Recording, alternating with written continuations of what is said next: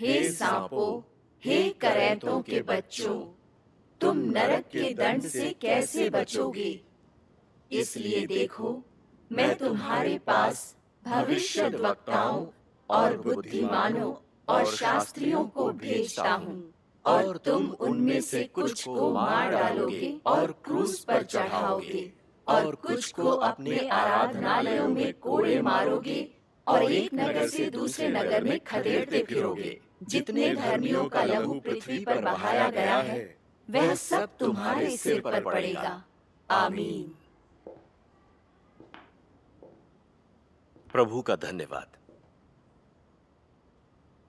भाइयों और बहनों, प्रभु यीशु जब अपना कार्य करने आए तो उन्होंने कई सत्य बताए और बहुत से संकेत और चमत्कार दिखाए। हालांकि यहूदी धर्म के प्रधान पादरी, धर्मशास्त्री और फरीसी प्रभु को बिल्कुल नहीं जानते थे। उन्हें पता था कि प्रभु यीशु के वचनों और कार्य में अधिकार और सामर्थ्य है। फिर भी उन्होंने अफवाहें फैलाईं और प्रभु यीशु की निंदा की, ये कहकर कि वे राक्षसों को भगाने के लिए शैतानों के राजकुमार पर भरोसा करते हैं। जब बहुत से लोग प्रभु का अनुसरण करने लगे तो उन्हें महसूस हुआ कि उनके पद खतरे में आ गए हैं। इसलिए उनसे छुटकारा पाने के लिए उन्होंने विचार विमर्श किया। अप्रत्याशित रूप से प्रभु यीशु को सूली पर चढ़ाने के लिए उन्होंने रोमन सरकार से हाथ मिला लिया। अब आपको भरोसा हुआ फरीसी कितने घिनौने थे? हाँ, ये बिल्कुल सही कह रहे हैं। फरीसी परमेश्वर की सेवा करते थे, बावजूद इसके उनका विरोध करते थे।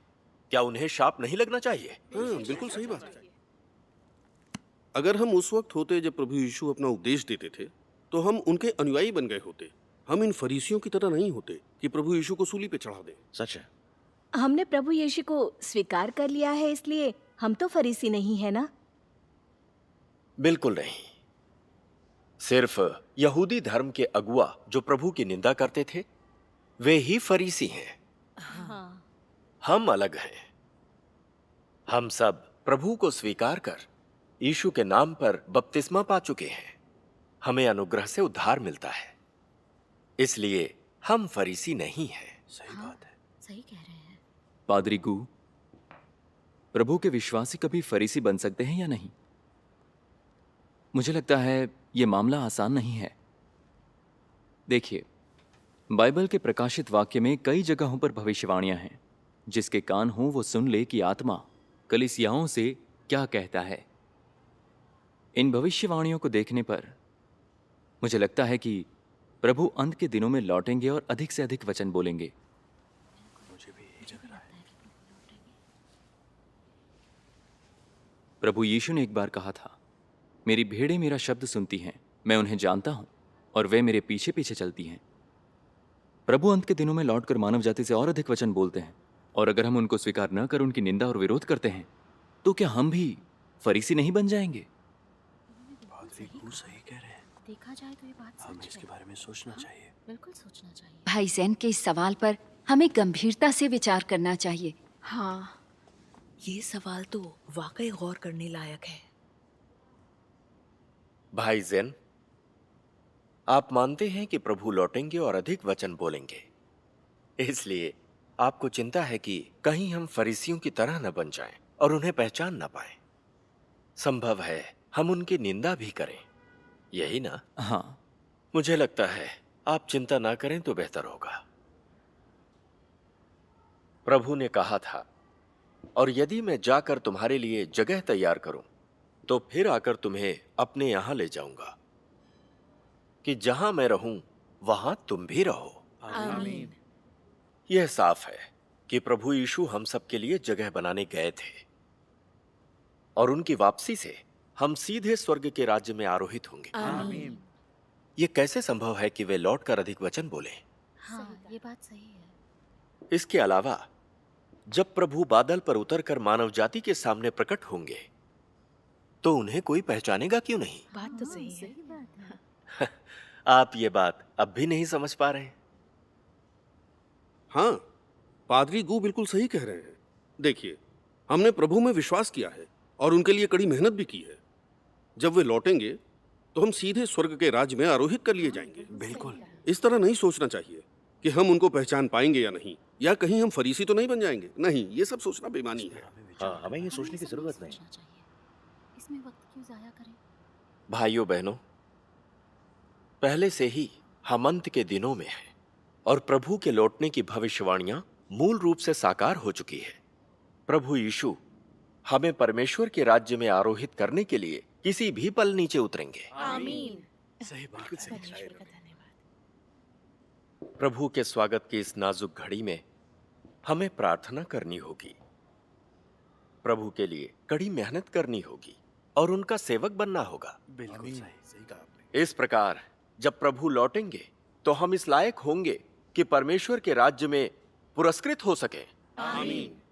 अब जैसा कि पौलुस ने कहा, मैं अच्छी कुश्ती लड़ चुका हूं, मैंने अपनी दौड़ पूरी कर ली है, मैंने विश्वास की रखवाली की है, भविष्य में मेरे लिए धर्म का वह मुकुट रखा हुआ है।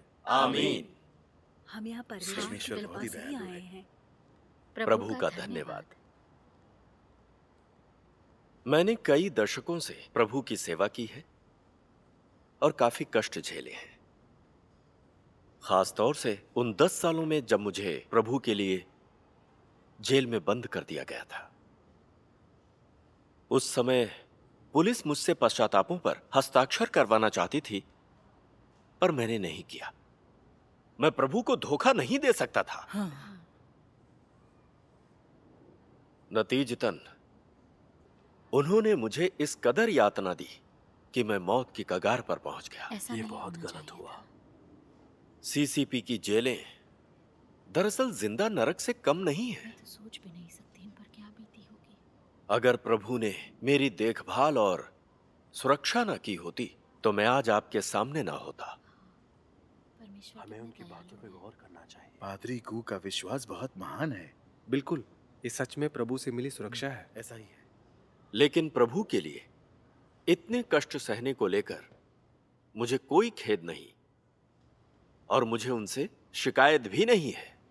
मुझे लगता है यह मेरे लिए उनका अनुग्रह और आशीष था। आमीन। परमेश्वर प्रभु के लिए हम जितना अधिक काम करेंगे, जितने अधिक कष्ट सहेंगे, हमारा पुरस्कार उतना ही बड़ा होगा। आमीन।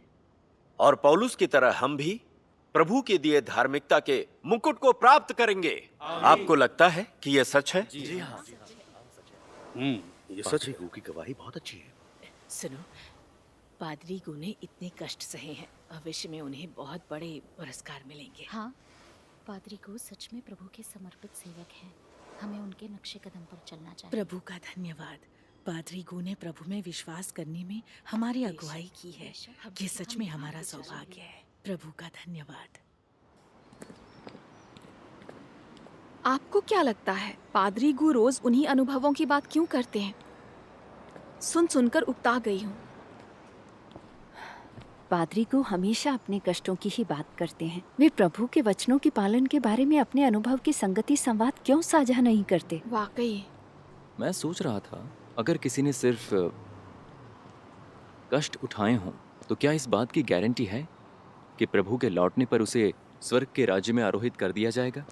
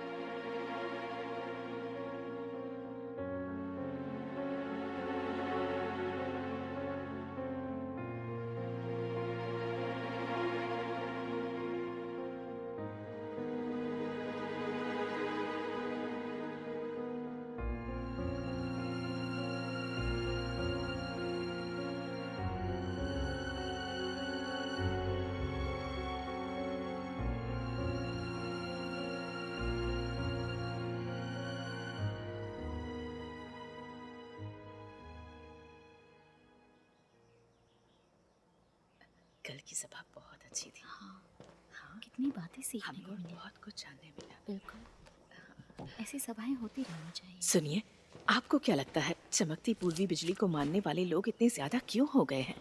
ये सच है। इतने लोगों ने चमकती पूर्वी बिजली को स्वीकार कर लिया है। ये दरअसल है क्या? मुझे तो इसका सिर पैर भी समझ नहीं आता।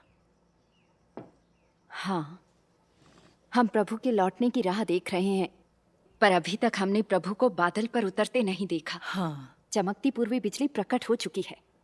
वे लोग कहते हैं कि प्रभु यीशु पहले ही वापस आ चुके हैं और वे देहधारी सर्वशक्तिमान परमेश्वर हैं। ये बात सच में हमारी कल्पनाओं से परे है। हाँ, ये बात तो सही है। इस चमकती पूर्वी बिजली के प्रकटन ने पूरी धार्मिक दुनिया को झकझोर दिया है। हर संप्रदाय और वर्ग में कई अच्छी भेड़ें हैं जिन्होंने सर्वशक्तिमान परमेश्वर को सुनकर चमकती पूर्वी बिजली को अपना लिया है। वे सब गवाही देते हैं कि उन्होंने परमेश्वर की आवाज सुनी है और परमेश्वर के सामने स्वर्गारोहित हो चुके हैं। कई पादरी और एल्डर हैं जिन्होंने चमकती पूर्वी बिजली की निंदा और तिरस्कार शुरू कर दिया है। वे कलीसिया पर पाबंदी लगाकर उस पर काबू करना चाहते हैं और सीसीपी सरकार चमकती पूर्वी बिजली के लोगों को गिरफ्तार कर रही है और उनकी इन हरकतों से चमकती पूर्वी बिजली हार मानने के बजाय और भी ज्यादा फल फूल रही है। मेरा दिल कहता है कि चमकती पूर्वी बिजली के पास पवित्र आत्मा का कार्य भी है और सत्य भी है। पवित्र आत्मा का कार्य। भाई जैन, आपकी बात ने मेरा ध्यान प्रभु यीशु की इस भविष्यवाणी की तरफ खींचा है, क्योंकि जैसे बिजली पूर्व से निकलकर पश्चिम तक चमकती है, वैसे ही मनुष्य के पुत्र का भी आना होगा। आपको लगता है कि चमकती पूर्वी बिजली का प्रभु यीशु की भविष्यवाणी से कोई संबंध है? हाँ, दरअसल मैंने इसके बारे में नहीं सोचा था। क्या चमकती पूर्वी बिजली सच में प्रभु यीशु का प्रकटन और कार्य हो सकती है?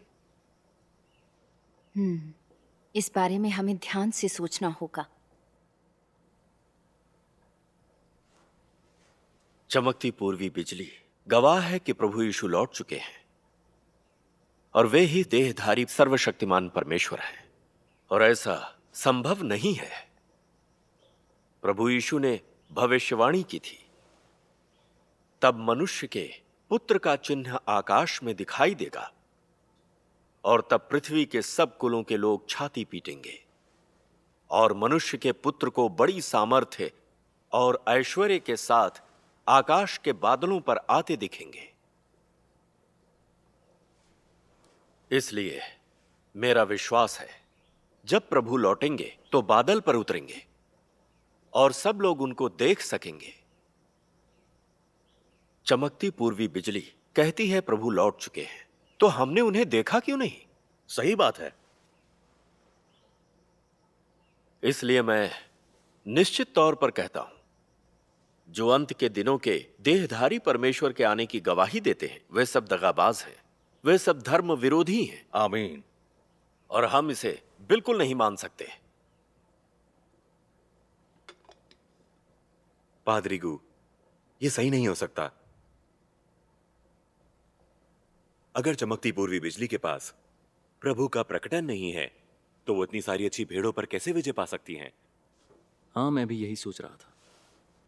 मैं कुछ समय से इस बारे में सोचता रहा हूं कि चमकती पूर्वी बिजली प्रभु यीशु का कार्य और प्रकटन हो।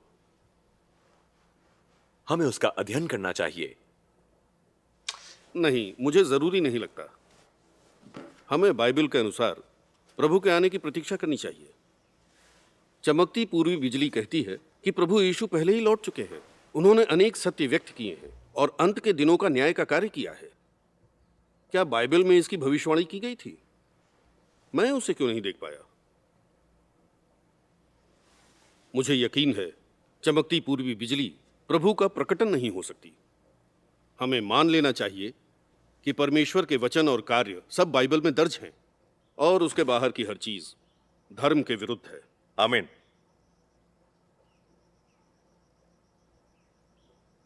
अब तो चमकती पूर्वी बिजली भेड़ें चुरा रही है, इसीलिए हमें बहुत सख्ती से उनसे अपनी रक्षा करनी होगी। हमें सख्त कदम उठाने चाहिए।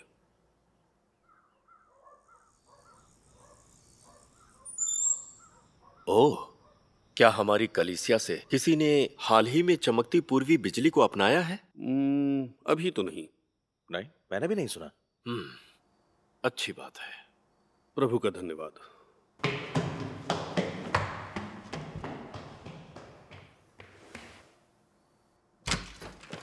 पादरी को बहुत बुरा हुआ। क्या बात है? आराम से बताओ। चिकबे कलीसिया के भाई यांग ने अपने भाई बहनों के साथ चमकती पूर्वी बिजली को अपनाया है। क्या कहा? भाई यांग बाइबल को अच्छी तरह समझते हैं। प्रभु में उनका विश्वास है। उन्होंने चमकती पूर्वी बिजली में विश्वास कैसे कर लिया? सच है। अगर भाई यांग चमकती पूर्वी बिजली को अपना सकते हैं तो कुछ भी हो सकता है। ओह, उन्होंने निश्चित रूप से सोच समझकर उसको अपनाया होगा। चमकती पूर्वी बिजली के उपदेश सच में जबरदस्त होंगे। पादरी को आपके हिसाब से हमें क्या करना चाहिए? फिक्र ना करें, हमें कोई तो रास्ता निकालना होगा। सुनिए एल्डर वोंग, जल्दी से कुछ लोगों को लेकर चेंगबे कलीसिया जाइए और चाहे कुछ भी हो आप उन्हें मनाकर वापस लाइए। ठीक है, मैं भी जाता हूँ। चलो। सुनिए, जरा रुकिए। निश्चित ही उनके पास चमकती पूर्वी बिजली पुस्तक की प्रतियां हैं। आपको उन्हें जब्त करना होगा। इसमें जो सहयोग ना करे उसे बाहर निकाल दीजिए। ठीक है, समझ गया। चलो। भाई लू, हम सब यांगमी नैन के घर चलते हैं। ठीक है।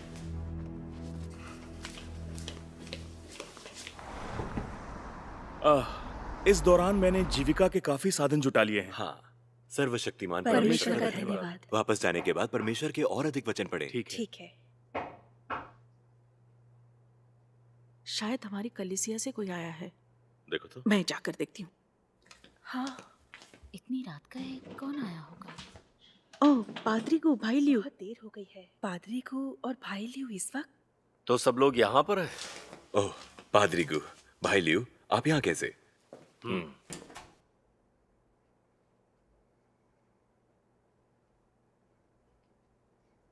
आप सब कलीसिया के शुरुआती सहकर्मी हैं। आपने चमकती पूर्वी बिजली को कैसे मान लिया? आइए ना, बैठिए थोड़ी देर के लिए। आइए, बैठिए। मैं थोड़ी अभी चर्चा हाँ, कर लें। वहाँ जी बैठ हाँ, जाइए पादरी। पादरी को वहीं बैठ जाइए।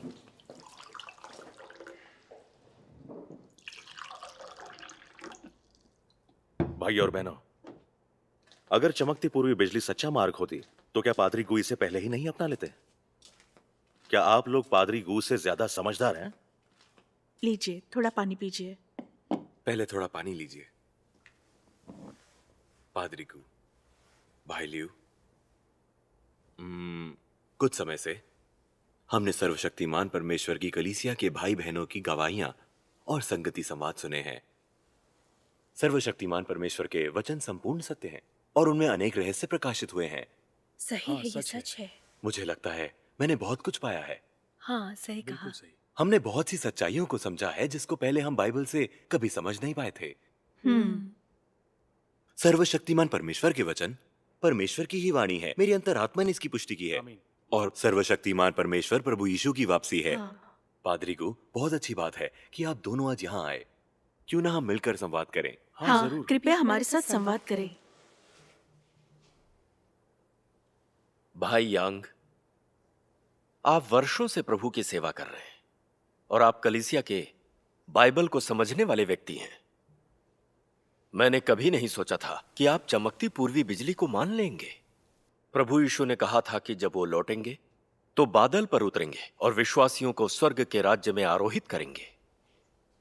अगर प्रभु सच में लौट चुके हैं तो हम स्वर्गारोहित क्यों नहीं हुए? सही बात है। चमकती पूर्वी बिजली की गवाही प्रभु यीशु की भविष्यवाणियों से बिल्कुल मेल नहीं खाती। इससे साबित होता है कि चमकती पूर्वी बिजली प्रभु यीशु का प्रकटन नहीं हो सकती। वास्तव में आप अभी भी यह देख नहीं पाए। मेरी सलाह है कि आप चमकती पूर्वी बिजली को छोड़ने में वक्त जाया न करें और पश्चाताप करें। हाँ, अगर प्रभु यीशु सच में लौट चुके हैं तो हम सब स्वर्गारोहित क्यों नहीं हुए? प्रभु यीशु को सफेद बादल पर उतरते हुए किसी ने देखा है? और कौन आकाश में बादलों के बीच स्वर्गारोहित हुआ है? कोई नहीं। तो इससे यह साबित होता है कि प्रभु यीशु लौटे ही नहीं। क्या इतना समझ पाना मुश्किल है?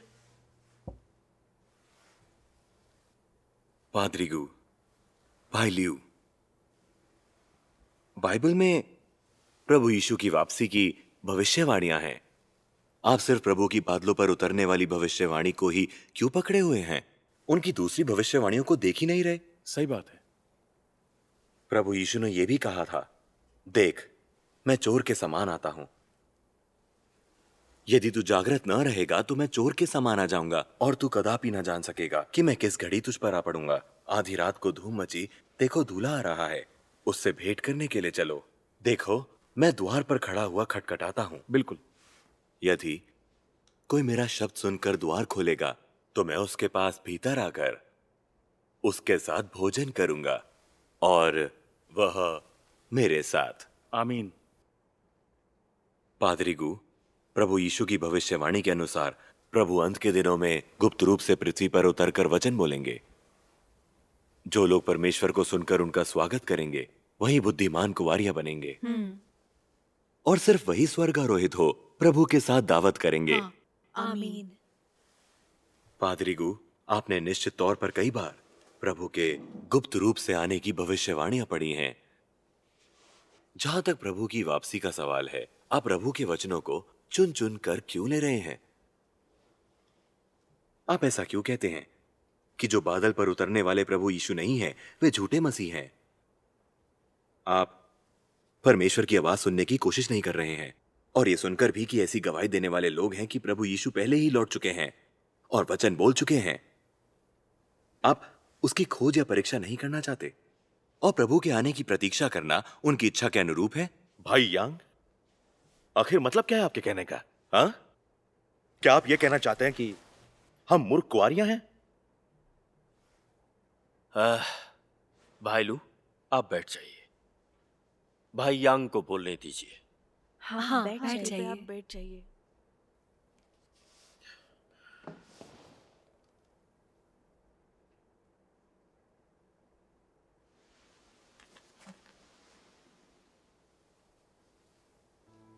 परमेश्वर अंत के दिनों में देहधारी हुए हैं। उन्होंने न्याय का कार्य पूरा किया है। हर संप्रदाय के ऐसे लोग जो सत्य प्रेमी हैं और जिन्होंने सर्वशक्तिमान परमेश्वर के वचन पढ़े हैं, उन्होंने परमेश्वर की वाणी को पहचान कर सर्वशक्तिमान परमेश्वर के अंत के दिनों के कार्य को स्वीकार किया। यही लोग वास्तव में बुद्धिमान कुंवारियां हैं और वो पहले ही स्वर्गारोहित होकर प्रभु के साथ भोज में शामिल हैं। आमीन। और वे पहले ही विजयी बनाए जाने का आशीष पा चुके हैं। हाँ, सही कहा। परमेश्वर का धन्यवाद। पादरीगु, भाई लियू, चलिए हम परमेश्वर के वचन पढ़ें, अंत के दिनों के उनके कार्य का अध्ययन करें। हाँ, इसका अध्ययन कीजिए। ये सही है। आप सर्वशक्तिमान परमेश्वर के वचन पढ़कर ही जान पाएंगे कि क्या सर्वशक्तिमान परमेश्वर प्रभु यीशु की वापसी है। सही कहा आपने। बिल्कुल। भाई यांग, जब प्रभु यीशु लौटेंगे तो गुप्त रूप से नीचे उतरेंगे और फिर बादलों पर आएंगे। यह बात बाइबल में है, लेकिन चमकती पूर्वी बिजली ऐसे प्रभु की गवाही है जो गुप्त रूप से आए हैं, जिनको मैंने नहीं देखा। मैं बस इतना जानता हूं कि धार्मिक दुनिया के बहुत से पादरियों ने चमकती पूर्वी बिजली की निंदा की है। इससे पता चलता है कि चमकती पूर्वी बिजली प्रभु यीशु का प्रकटन नहीं हो सकती। हाँ, अगर प्रभु सच में लौट चुके हैं तो ऐसा कैसे हो सकता है कि धार्मिक दुनिया के पादरियों और एल्डर्स को इसका पता न चले? सही कहा। जरा सोचिए, वे सभी प्रभु की सेवा वाले लोग हैं। क्या प्रभु सच में इन पादरियों को बेकार समझकर उन्हें ऐसे छोड़ देंगे? मुझे नहीं लगता कि ऐसा संभव है।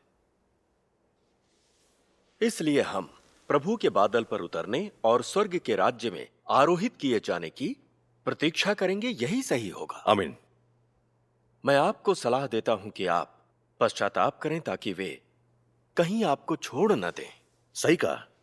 पादरीगु, जब प्रभु यीशु ने प्रकट होकर कार्य किया, किन लोगों ने उनका विरोध किया और उन्हें सूली पर चढ़ा दिया? क्या ये यहूदी धर्म के प्रधान पादरी, धर्मशास्त्री और फरीसी नहीं थे? ये सच है। ये बात निश्चित तौर पर गौर करने लायक है।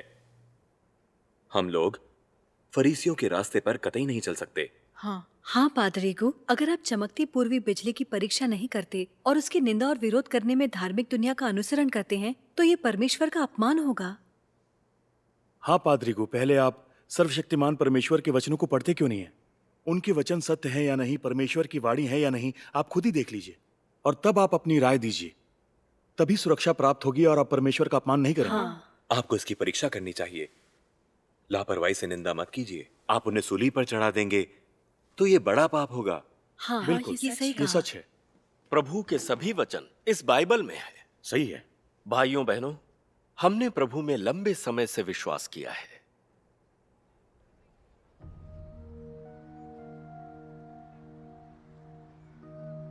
सर्वशक्तिमान परमेश्वर के बारे में उनकी गवाही बाइबल की भविष्यवाणियों के अनुरूप है।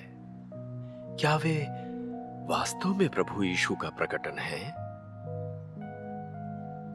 मुझे नहीं लगता कि यह संभव है, लेकिन अगर वे सच में प्रभु यीशु का प्रकटन हुए तो मैं उनको स्वीकार करूं या ना करूं?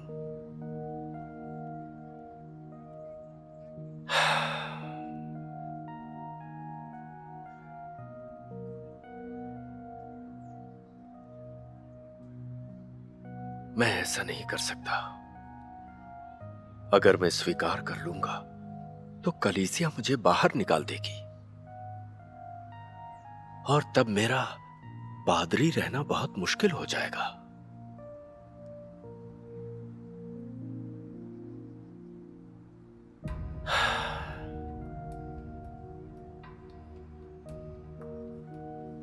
तब मेरा पद और मेरी आजीविका दोनों ही खत्म हो जाएंगे और इसके साथ ही साथ धार्मिक दुनिया भी मुझे ठुकरा देगी। मैं कहीं का नहीं रह जाऊंगा। क्या प्रभु में विश्वास करने के ये सारे वर्ष बेकार नहीं हो जाएंगे? एक पादरी होना और एक पद पर रहना बड़ी बात है। चमकती पूर्वी बिजली को परखने की कोई जरूरत नहीं है।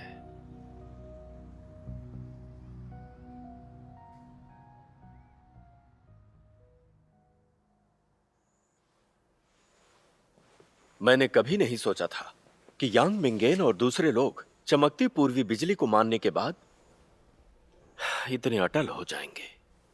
उनकी सोच नहीं बदल सकती। उनकी सोच से लगता है कि वो बिल्कुल स्पष्ट और तार्किक आधार की है।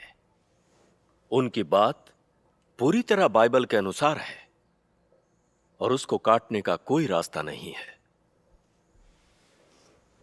हाल में कई बार मैं चेंगबे कलीसिया गया था। उनको चमकती पूर्वी बिजली छोड़कर लौट आने की सलाह दी, लेकिन किसी ने मेरी बात नहीं सुनी और उनके खंडनों ने मुझे खामोश कर दिया। लेकिन अब मैं इसका ख्याल रखूंगा। कोई चमकती पूर्वी बिजली को मानकर पुस्तक वचन देह में प्रकट होता है पढ़ ले तो उसे किसी भी तरह से समझाया नहीं जा सकता। इस चमकती पूर्वी बिजली को जीतना नामुमकिन है। सही कह रही हो। कोई ज्यादा दिन नहीं हुए हैं। जरा देखिए, 100 से ज्यादा लोगों ने चमकती पूर्वी बिजली को स्वीकार कर लिया है। अगर सब ऐसा ही चलता रहा तो हमारी कलीसिया की सभी अच्छी भेड़ों को चुराने में उनको ज्यादा समय नहीं लगेगा। हमें जल्दी कुछ ना कुछ करना चाहिए। हमें कोई रास्ता ढूंढना होगा। मैं वाकई ये समझ नहीं पा रहा। हम अपने उपदेशों में बताते हैं कि चमकती पूर्वी बिजली का विरोध कैसे करें, मगर हम अपने भाई बहनों को उसे स्वीकार करने से रोक क्यों नहीं पा रहे हैं? बात तो सही है।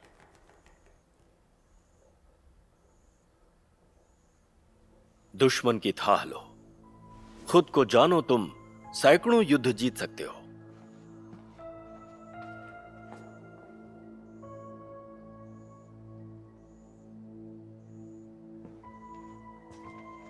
यह चमकती पूर्वी बिजली की किताब है जिसे भाई बहनों से जब्त किया गया है। हमें वास्तव में इस किताब की गहराई में जाना होगा जिसका नाम है वचन देह में प्रकट होता है। हमें इन वचनों में खामियां ढूंढनी होंगी, उसका खंडन और निंदा बाइबल के आधार पर करनी होगी। फिर हम चमकती पूर्वी बिजली का खंडन कर सकेंगे। पादरी गू के पास एक रास्ता है। हाँ, ये एक बढ़िया रास्ता है। हाँ, लगता है हमें चमकती पूर्वी बिजली का अध्ययन करने में मेहनत करनी पड़ेगी। चलिए ध्यान से सुनते हैं। ठीक है।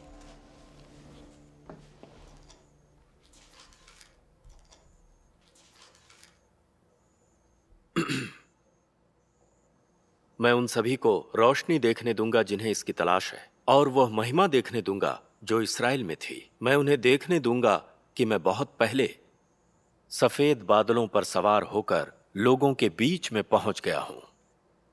अनगिनत सफेद बादल और पर्याप्त मात्रा में फलों के गुच्छे, और तो और इस्राएल के यहोवा परमेश्वर को भी देखने दूंगा। मैं उन्हें यहूदियों के मालिक, चिर इच्छित मसीह और अपना पूर्ण प्रकटन देखने दूंगा, जिसे शासक पूरे युगों के दौरान सताते रहे हैं। मैं पूरे विश्व पर कार्य करूंगा, मैं महान कार्य करूंगा, और अंत के दिनों में लोगों को अपनी सारी महिमा और सारे कर्म दिखाऊंगा। मैं उन्हें अपनी पूर्ण मुखाकृति दिखाऊंगा, जिन्होंने बरसों मेरी प्रतीक्षा की है, जिन्होंने मेरे सफेद बादलों पर सवार होकर आने की इच्छा की है, इस्राएल को जिसने फिर से मेरे प्रकट होने की कामना की है, और उस सारी मानवता को जिसने मुझे सताया है, ताकि उन्हें पता चले कि मैं बहुत पहले ही अपनी महिमा पूर्व में ले आया हूं। यह अब यहूदिया में नहीं है, क्योंकि अंत के दिन पहले ही आ चुके हैं।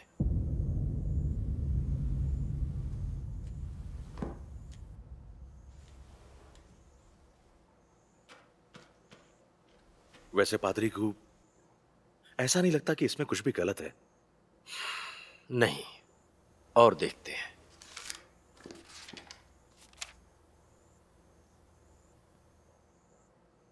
परमेश्वर का प्रकट होना पृथ्वी पर कार्य करने के लिए उसके व्यक्तिगत आगमन को दर्शाता है, उसकी स्वयं की पहचान और स्वभाव के साथ, और उसकी निहित विधि में।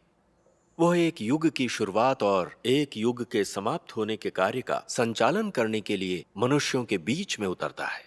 इस प्रकार का प्रकट होना किसी समारोह का रूप नहीं है, यह एक संकेत नहीं है, एक चित्र नहीं है, ना तो एक चमत्कार, ना ही एक भव्य दर्शन है, और उससे भी कम यह एक धार्मिक प्रक्रिया भी नहीं है, बल्कि यह एक असली और वास्तविक तथ्य है जिसको छुआ और देखा जा सकता है।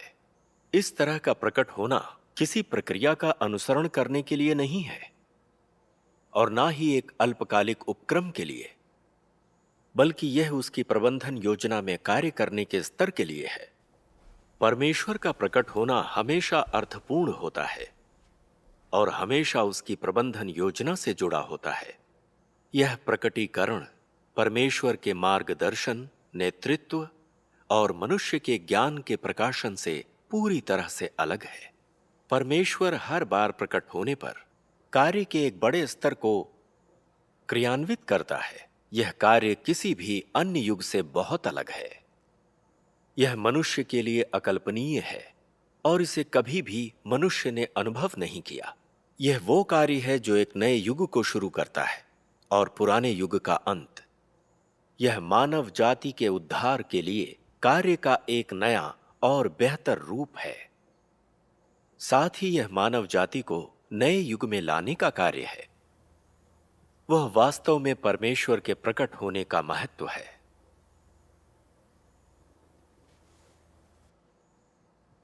मुझे नहीं लगता कि कोई आम इंसान ऐसे शब्द बोल सकता है, लेकिन कुछ गलत भी तो नहीं कहा उन्होंने। इसमें कुछ भी गलत नहीं है। सच है। ये वचन तो मुझे वाकई नए लगते हैं। मैंने इन्हें पहले कभी नहीं सुना है। हाँ।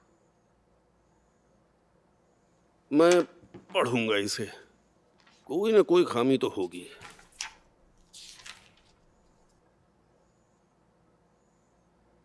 कई लोग मैं क्या कहता हूं इसकी परवाह नहीं करते, किंतु मैं ऐसे हर तथाकथित संत को बताना चाहता हूं जो यीशु का अनुसरण करते हैं कि जब तुम लोग यीशु को एक श्वेत बादल पर स्वर्ग से उतरते हुए अपनी आंखों से देखो तो ये धार्मिकता के सूर्य का सार्वजनिक प्रकटन होगा।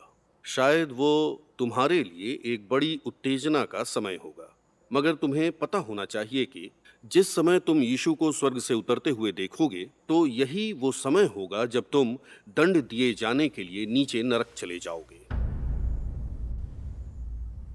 ये परमेश्वर की प्रबंधन योजना की समाप्ति की घोषणा होगी और परमेश्वर सज्जन को पुरस्कार और दुष्ट को दंड देगा, क्योंकि परमेश्वर का न्याय मनुष्य के संकेतों को देखने से पहले ही समाप्त हो चुका होगा, जब वहां सिर्फ सत्य की अभिव्यक्ति ही होगी। समाप्त हो चुका होगा। वे जो सत्य को स्वीकार करते हैं तथा संकेतों की खोज नहीं करते और इस प्रकार शुद्ध कर दिए जाते हैं, वे परमेश्वर के सिंहासन के सामने लौट चुके होंगे और सृष्टिकर्ता के आलिंगन में प्रवेश कर चुके होंगे। सिर्फ वे ही जो इस विश्वास में बने रहते हैं कि यीशु जो श्वेत बादल पर सवारी नहीं करता है, एक झूठा मसीह है, अनंत दंड के अधीन कर दिए जाएंगे।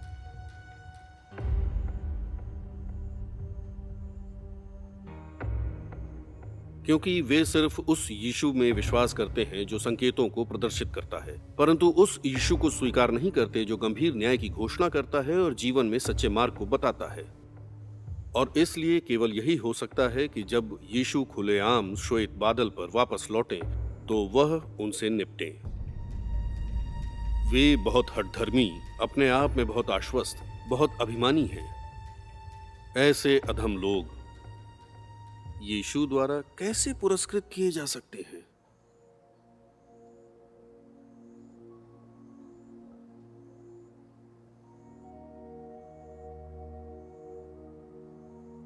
अरे, अब आगे क्यों नहीं पढ़ रहे? मुझे वाकई इन वचनों में खंडन करने लायक कुछ नहीं मिल रहा। ये बिल्कुल सच है। मेरी नजर में इस किताब में जो लिखा है उसमें कोई समस्या नहीं है। बिल्कुल। ये वचन ऐसे नहीं है कि एक सामान्य व्यक्ति ऐसा बोल सके। कोई आश्चर्य नहीं कि इतने अधिक लोग इसको पढ़ने के बाद चमकती पूर्वी बिजली को स्वीकार कर लेते हैं और हर जगह गवाही दे रहे हैं कि सर्वशक्तिमान परमेश्वर के वचन परमेश्वर की वाणी है, परमेश्वर की अभिव्यक्ति है। आखिर इसका स्रोत यही तो है।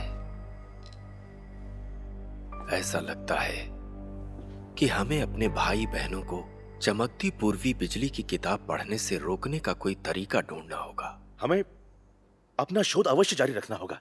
हाँ,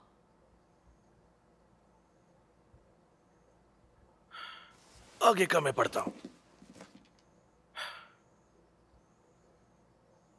यीशु का लौटना उन लोगों के लिए एक महान उद्धार है जो सत्य को स्वीकार करने में सक्षम हैं, परंतु उनके लिए जो सत्य को स्वीकार करने में असमर्थ हैं, ये निंदा का एक संकेत है। तुम्हें अपना रास्ता चुनकर पवित्र आत्मा के विरोध में ईश निंदा नहीं करनी चाहिए और सत्य को अस्वीकार नहीं करना चाहिए। तुम्हें अज्ञानी और अभिमानी नहीं बनना चाहिए, बल्कि पवित्र आत्मा के मार्गदर्शन का पालन करने वाला और सत्य की खोज करने वाला बनना चाहिए। सिर्फ इसी तरीके से तुम लोग लाभान्वित हो जाओगे। मैं तुम लोगों को परमेश्वर में विश्वास के रास्ते पर सावधानी से चलने की सलाह देता हूँ, निष्कर्ष तक ना पहुंचे। इसके अलावा परमेश्वर में अपने विश्वास में लापरवाह और निश्चिंत ना बने। तुम लोगों को जानना चाहिए कि कम से कम जो परमेश्वर में विश्वास करते हैं उन्हें विनम्र और श्रद्धावान होना चाहिए। जिन्होंने सत्य को सुन लिया है फिर भी इस पर नाक भौं सिकुड़ते हैं, वे मूर्ख और अज्ञानी हैं। जिन्होंने सत्य को सुन लिया है फिर भी लापरवाही के साथ निष्कर्षों तक पहुंचते हैं या उसकी निंदा करते हैं, ऐसे लोग अभिमान से घिरे हुए हैं। जो कोई भी यीशु पर विश्वास करता है वो दूसरों को श्राप देने या दूसरों की निंदा करने के योग्य नहीं है। तुम सबको ऐसा होना चाहिए जो तर्कसंगत हो और सत्य को स्वीकार करता हो। शायद सत्य के मार्ग को सुनकर और जीवन के वचन को पढ़कर तुम विश्वास करते हो कि इन 10,000 वचनों में सिर्फ एक ही वचन है जो तुम्हारे दृढ़ विश्वास और बाइबल के समान है, और फिर तुम्हें इन वचनों में से 10,000वें वचन की खोज करते रहना चाहिए। मैं अब भी तुम्हें सुझाव देता हूं कि विनम्र बनो, अति आत्मविश्वासी ना बनो और अपने आप को और ऊंचा ना उठाओ। परमेश्वर के लिए अपने हृदय में इतना थोड़ा सा आदर रखकर तुम बड़े प्रकाश को प्राप्त करोगे। यदि तुम इन वचनों की सावधानी से जांच करो और इन पर बार बार मनन करो, तब तुम समझोगे कि वे सत्य हैं या नहीं हैं, वे जीवन हैं या नहीं।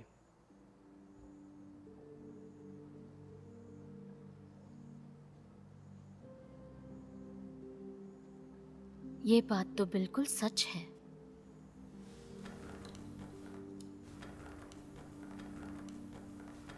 शायद इसमें लिखे केवल कुछ वाक्यों को पढ़कर कुछ लोग इन वचनों की निंदा करेंगे, ये कहते हुए ये पवित्र आत्मा की कुछ प्रभुत्वता से अधिक कुछ नहीं है, अथवा ये एक झूठा मसीह है जो लोगों को धोखा देने के लिए आया है।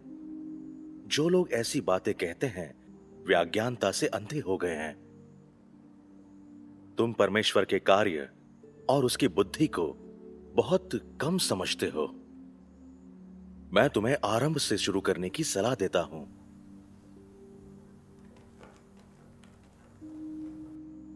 अंत के दिनों में झूठे मसीहों के प्रकट होने की वजह से परमेश्वर द्वारा व्यक्त किए गए वचनों की तुम लोगों को निंदा अवश्य नहीं करनी चाहिए। धोखे से डरकर आपको ऐसा नहीं बनना चाहिए जो पवित्र आत्मा के विरोध में ईश निंदा करे। क्या ये एक बड़ी दया नहीं होगी?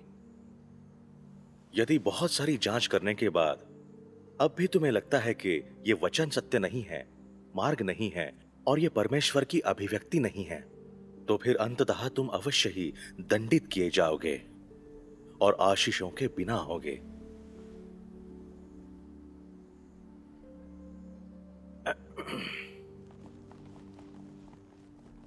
यदि तुम ऐसे सत्य को जो साफ साफ और बिल्कुल ही स्पष्ट रूप से कहा गया है स्वीकार नहीं कर सकते हो, तो क्या तुम परमेश्वर के उद्धार के अयोग्य नहीं हो? क्या तुम कोई ऐसे नहीं हो जो परमेश्वर के सिंहासन के सामने लौटने के लिए पर्याप्त सौभाग्यशाली नहीं है? इस बारे में विचार करो। उतावले और अविवेकी ना बनो और परमेश्वर में विश्वास को एक खेल ना समझो। तुम लोग अपनी मंजिल के लिए, अपनी संभावनाओं के लिए, अपने जीवन के लिए विचार करो और स्वयं के साथ लापरवाही ना करो। क्या इन वचनों को तुम स्वीकार कर सकते हो?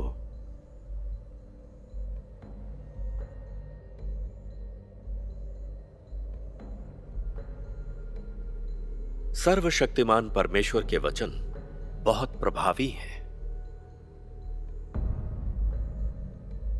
ये दुधारी तलवार की तरह है। इनको पढ़ने वाला अवश्य कायल हो जाएगा। ऐसा लगता है सर्वशक्तिमान परमेश्वर के वचनों में खामियां ढूंढना कोई व्यावहारिक प्रयास नहीं।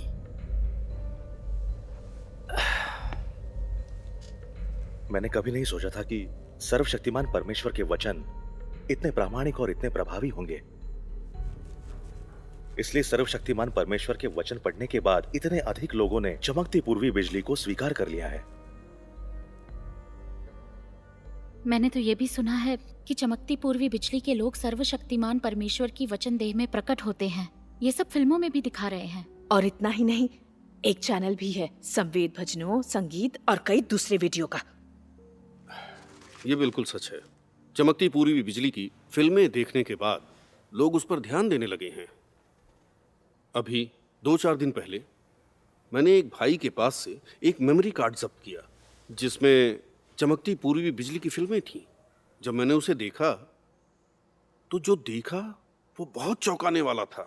ऐसा क्या देखा? संगति संवाद में उन्होंने जो सत्य साझा किया था वो बिल्कुल स्पष्ट था। उन्होंने क्या क्या कहा था? हाँ, हमें बताइए।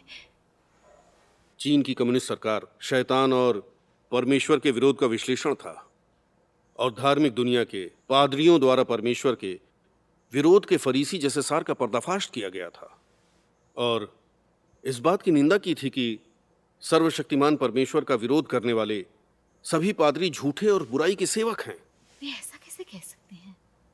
अगर भाई बहन ये फिल्में देखें तो हमारी कौन सुनेगा? ठीक कह रहे हैं। जब वो समय आएगा तो नतीजे क्या होंगे ये सोचना बहुत मुश्किल है। अब इसे कैसे सुधारें? हम अपनी कलीसिया कैसे बचाएं? ये सही है, कोई रास्ता ढूंढना होगा। इससे निपटना बिल्कुल आसान नहीं है। चमकती पूर्वी बिजली का हमारा ऐसा विरोध बहुत असरदार नहीं रहा है। उन्होंने बहुत सी अच्छी भेड़ों और प्रधान भेड़ों को चुरा लिया है। सर्वशक्तिमान परमेश्वर की कलीसिया इतनी तेजी से फैल गई है। सीसीपी सरकार बड़े पैमाने पर उनकी गिरफ्तारी करी है, फिर भी उन लोगों को रोक नहीं पाई। तो अब हमारे पास कौन सा रास्ता बचता है? कैसे रोक सकेंगे हम उन्हें? हमें कोशिश करनी होगी, वरना हम सीसीपी सरकार का सहयोग करेंगे। जब चमकती पूर्वी बिजली वाले मिलें तो हम पुलिस बुला सकते हैं। जितने भी लोग आ जाएं, पुलिस उन्हें गिरफ्तार कर लेगी। इस तरह हमारी कलीसिया बनी रहेगी। आप ऐसा बिल्कुल नहीं कर सकते। जहां तक चमकती पूर्वी बिजली का सवाल है, मुझे लगता है हमें सावधान रहना चाहिए, ज्यादा उत्साह नहीं दिखाना चाहिए। अगर हम यही रास्ता अपनाते जाएंगे तो इससे हमें समस्या होगी। सिस्टर हैन, तो फिर इससे कैसे निपटा जाए? सिस्टर हैन बैठ जाइए और हमें बताइए। आपने लोगों को चमकती पूर्वी बिजली को स्वीकार करने से रोका है और आपको ये डर रहा कि कहीं वे ठगे ना जाएं। मेरे ख्याल से ऐसा करना उचित नहीं है। क्या प्रभु यीशु ने नहीं कहा था, मेरी भेड़ें मेरा शब्द सुनती हैं, मैं उन्हें जानता हूं और वे मेरे पीछे पीछे चलती हैं। इससे वे हमें ये बता रहे थे कि प्रभु की भेड़ें ही उनकी आवाज को सुन और समझ सकेंगी। मैं तो ये कहूंगी कि हमें सर्वशक्तिमान परमेश्वर द्वारा व्यक्त वचन देह में प्रकट होता है पुस्तक लेनी चाहिए और अपने भाई बहनों को उसे दिखाना चाहिए, ये परखने के लिए कि क्या ये वचन वाकई सत्य है, क्या ये परमेश्वर की वाणी है। अगर चमकती पूर्वी बिजली वास्तव में प्रभु यीशु का प्रकटन है तो हम अपने प्रभु से जरूर मिलेंगे, और अगर ऐसा नहीं है तो हम थोड़े समझदार हो जाएंगे। क्या यह अद्भुत नहीं होगा? इसमें अद्भुत क्या होगा? अगर हम आपके कहे अनुसार करें और वचन देह में प्रकट होता है पुस्तक सभी भाई बहनों को दे दें तो ये भयंकर होगा। इससे वो सर्वशक्तिमान परमेश्वर में विश्वास करेंगे। फिर मैं पादरी किनका रहूंगा? क्या मैं बिना फौज का सेनापति नहीं रह जाऊंगा? आप मेरे बारे में क्यों नहीं सोचती? बिना फौज के सेनापति होने का डर है, लेकिन प्रभु का विरोध करके नरक में जाने का डर नहीं है। जरा खुद को देखिए, आपको लगता है आप पूरी जिंदगी पादरी बने रहेंगे? अगर चमकती पूर्वी बिजली प्रभु के प्रकटन का कार्य है और आप इस तरह उसका विरोध करेंगे तो आप अवश्य दंडित होंगे। आप सुनिए सिस्टर हैन, अब असल मुद्दा यह है कि चमकती पूर्वी बिजली के वचन वास्तव में प्रभावशाली हैं। आप कहते हैं कि पुस्तक वचन देह में प्रकट होता है, सब पढ़े हैं, लेकिन ऐसा करने से हमारी कलीसिया खतरे में पड़ जाएंगी। मेरे ख्याल से हमें पादरी गो की बात माननी चाहिए। यह गलत नहीं हो सकती। वो कुछ भी हो, ठीक है, जाकर थोड़ा पानी लेकर आइए।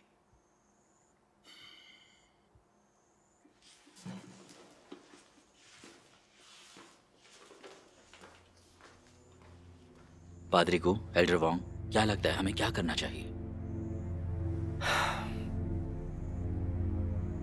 मेरे हिसाब से यह सही रहेगा। हमें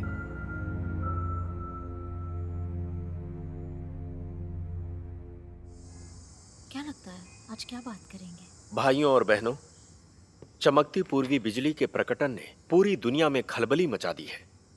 कई वर्गों की बहुत सी भेड़ें रही हैं जो चमकती पूर्वी बिजली में विश्वास करने लगी हैं क्योंकि उन्होंने वचन देह में प्रकट होता है पुस्तक पढ़ी है। अगर हम सख्ती से कलीसिया छोड़ने पर पाबंदी ना लगाएं, सब लोग चमकती पूर्वी बिजली की जांच करें और सर्वशक्तिमान परमेश्वर के वचन पढ़ें, तो काफी लोग सर्वशक्तिमान परमेश्वर में विश्वास करने लगेंगे। हाँ, तब क्या कलीसिया खत्म नहीं हो जाएगी? हम किन के धर्म गुरु रहेंगे?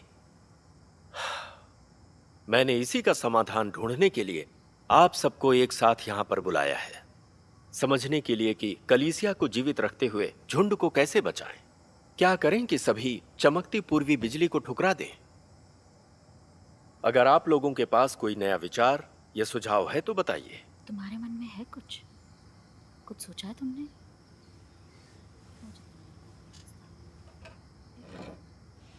मेरे पास एक रास्ता है। हम सभी 528 शांदोंग चाओयान मामले को अच्छे से जानते हैं। जिसने हमारे पूरे देश को हिला दिया था। ये देखिए, उस बारे में सीसीपी की रिपोर्ट है जिसे मैंने इंटरनेट से डाउनलोड किया है। उनका कहना है कि वे हत्यारे सर्वशक्तिमान परमेश्वर की कलीसिया के विश्वासी थे। तो हमें इस मामले का पूरा फायदा उठाना चाहिए। इसमें जोड़ने के लिए कुछ और घटनाएं रचनी होंगी, जितनी डरावनी उतनी अच्छी। बांटने के लिए हम एक छोटी सी पुस्तिका तैयार कर सकते हैं। लोग जमा हो तो इसके बारे में बात करें, ताकि सब भाई बहनों के मन में यह बात बैठ जाए। जैसे ही वे चमकती पूरी बिजली के बारे में सुनेंगे, वे डर कर उससे भाग जाएंगे। फिर कोई चमकती पूर्वी बिजली में विश्वास नहीं करेगा। इससे कुछ बात बन सकती है। धार्मिक दुनिया और अविश्वासियों के बीच कुछ लोगों ने सीसीपी द्वारा चमकती पूर्वी बिजली की निंदा पर विश्वास कर लिया है। अगर हम ये मामले विभिन्न ऑनलाइन मंचों पर प्रसारित कर दें, तो ऐसे प्रसार के बाद भले ही वो अफवाहें हो, लेकिन बहुत से लोग उन्हें सच्चा मान लेंगे, क्योंकि आजकल अफवाहों पर भी लोग विश्वास करते हैं। वो कहते हैं ना कि एक झूठ को अगर 10,000 बार बोले तो वो भी सच बन जाता है। हाँ सही है, हमें सही बहुत है। पहले ये कर लेना चाहिए था। मैं इनकी बात से सहमत हूँ। पादरी गु, भाई लियू, कलीसिया के संरक्षण और झुंड की सुरक्षा पर मुझे कोई ऐतराज नहीं है, लेकिन चीन की कम्युनिस्ट सरकार के एक झूठे और अन्यायपूर्ण मामले का इस्तेमाल करके चमकती पूर्वी बिजली की निंदा करना, मैं इससे सहमत नहीं। ये सीसीपी नास्तिक है, एक शैतानी शासन, परमेश्वर के प्रति बेहद नफरत और घोर विरोध से भरा। हाँ, जब से ये दुष्ट पार्टी सत्ता में आई है, उसने पागलों की तरह धार्मिक विश्वासों का बर्बरतापूर्वक दमन किया है, और गृह कलीसियाओं का दमन करने के लिए उन्होंने न केवल अनेक ईसाइयों को गिरफ्तार किया है, बल्कि अनगिनत ईसाइयों के घरों को तबाह कर दिया गया है और वे मर चुके हैं। जब वे देखते हैं कि एक कलीसिया सुसमाचार का प्रचार करती है और परमेश्वर की गवाही देती है, तो वे पागलों की तरह उसका दमन करते हैं और लोगों को गिरफ्तार भी करते हैं। इन तथ्यों को हर कोई देख सकता है। चीन की कम्युनिस्ट पार्टी चाहे जिस किसी भी नस्ली, अल्पसंख्यक या धार्मिक समुदाय पर जुल्म करे, पहले वे लोग थोड़ा जनमत तैयार करते हैं, अफवाहें रचते हैं, फिर अपना अत्याचार शुरू करते हैं। यही वास्तव में सच है। ये सही है। चमकती पूर्वी बिजली ने गवाही दी है कि प्रभु यीशु चीन में लौट आए हैं, यानी सर्वशक्तिमान परमेश्वर अंत के दिनों में चीन में प्रकट हुए हैं और न्याय कार्य कर रहे हैं। ये कोई साधारण मामला नहीं है। सीसीपी चमकती पूर्वी बिजली को भला कैसे छोड़ सकती है? पार्टी का परमेश्वर विरोध प्राचीन रोम की तुलना में 100 गुना अधिक क्रूर है। जब अंत के दिनों के मसीह चीन में प्रकट हुए हैं, तो पार्टी अपनी राष्ट्रव्यापी शक्ति का इस्तेमाल गिरफ्तारियों और उत्पीड़न के लिए अवश्य करेगी। निश्चित रूप से चीन की कम्युनिस्ट सरकार यही करेगी। जहाँ तक 5/28 शादोंग चाओ युआन मामले का सवाल है, इस पर बहुत सारे सवाल या निशान लगे हैं। सरकार कहती है कि वे हत्यारे सर्वशक्तिमान परमेश्वर की कलीसिया के विश्वासी थे, लेकिन अदालत में जन सुनवाई होने पर हत्यारों ने कहा वे सर्वशक्तिमान परमेश्वर की कलीसिया से संबंधित नहीं। उन्होंने कहा सर्वशक्तिमान परमेश्वर की कलीसिया से उनका कोई संबंध नहीं। पार्टी उन लोगों पर सर्वशक्तिमान परमेश्वर की कलीसिया के सदस्य होने का ठप्पा लगाने पर क्यों अड़ी रही? ये साफ है कि ये उन लोगों की एक चाल थी। खुली आंखों से देख सकते हैं कि ये निश्चित रूप से चमकती पूर्वी बिजली का खुलकर दमन करने के लिए एक जनमत था। चीनी कम्युनिस्ट सरकार की अफवाह थी। मैं बहन ज़ैंग के विचारों से सहमत हूँ। पादरी गु, चीन की कम्युनिस्ट पार्टी की अफवाहें फैलेंगी तो क्या यह सर्वशक्तिमान परमेश्वर की कलीसिया को बदनाम करने में उनका सहयोग करना नहीं है? ये झूठ बोलना और झूठी गवाही देना होगा। परमेश्वर इसकी निंदा करते हैं। परमेश्वर की एक आज्ञा में कहा गया है, तू किसी के विरुद्ध झूठी साक्षी ना देना। चीनी कम्युनिस्ट सरकार चमकती पूर्वी बिजली के खिलाफ केस बनाने के लिए अफवाहें फैलाती है। ये परमेश्वर का विरोध करने की उसकी शैतानी प्रकृति से तय होता है। अगर आप चीन की कम्युनिस्ट पार्टी से सहयोग करेंगे और चमकती पूर्वी बिजली के बारे में अफवाहें फैलाएंगे, तो ये पूरी तरह से प्रभु की आज्ञा के विपरीत होगा। अगर चमकती पूर्वी बिजली प्रभु के प्रकटन का कार्य है, तो आप लोग परमेश्वर विरोधियों में से होंगे और उसका चरित्र पूरी तरह फरीसियों द्वारा प्रभु यीशु के विरोध और निंदा के समान है। ये एक बहुत बड़ी समस्या है। हाँ, परमेश्वर के विरोध और पवित्र आत्मा के तिरस्कार का पाप इस जीवन में और बाद में भी अक्षम्य है। ये ऐसी बात है जो आप जानते हैं। इस पाप का सामना कौन कर सकेगा? सही कहा। बहुत बड़ी बात है ये तो। पादरी कू, प्रभु में हमारे विश्वास के कारण चीन की कम्युनिस्ट सरकार ने हम दोनों को उत्पीड़ित किया है और हमें जेल की सजा दी गई है। हमने बहुत पहले ही चीन की कम्युनिस्ट सरकार के दुष्ट सार के पार देख लिया था। मैं ये समझ नहीं पा रहा हूं कि कैसे आप भी अफवाहें फैलाने सर्वशक्तिमान परमेश्वर की कलीसिया को बदनाम और निंदित करने के लिए चीन की कम्युनिस्ट सरकार के साथ खड़े हो सकते हैं। आप सर्वशक्तिमान परमेश्वर की कलीसिया को सच में समझते हैं? सर्वशक्तिमान परमेश्वर के वचनों को आपने कितना पढ़ा है? आप सर्वशक्तिमान परमेश्वर की इतनी लापरवाही से निंदा और विरोध करने की हिम्मत करते हैं? अगर चमकती पूर्वी बिजली वास्तव में प्रभु यीशु के प्रकटन का कार्य है तो आपको फरीसियों की ही तरह परमेश्वर का शाप लगेगा और उसके परिणामों के बारे में तो सोचना भी मुश्किल है। मैं इनकी हाँ, बातों इसके से बारे में तो सहमत हमें हूँ। विचार करना चाहिए। बिल्कुल सही कहा। अगर ये सच में प्रभु की वापसी है तो परिणाम गंभीर होंगे। फिक्र मत करो। चीन की कम्युनिस्ट पार्टी नास्तिक पार्टी है, इसमें कोई दो राय नहीं है। सर्वशक्तिमान परमेश्वर की कलीसिया को बदनाम करने के लिए पार्टी ने अफवाहें रची हैं और झूठे मामले बनाए हैं, इस डर से कि आम लोग परमेश्वर में विश्वास करने लगेंगे। लेकिन हमारी विचारधारा सीसीपी से बिल्कुल अलग है। हम उनके 528 शानदोंग चाओन मामले का उपयोग चमकती पूर्वी बिजली का विरोध के लिए कर रहे हैं। यह कलीसिया की सुरक्षा और झुंड को बचाने के लिए है। हाँ, हम सब एक कोने में धकेल दिए गए हैं। यह सच है, मैंने चमकती पूर्वी बिजली को समझा नहीं है। मैंने सर्वशक्तिमान परमेश्वर के वचन को भी ज्यादा नहीं पढ़ा है।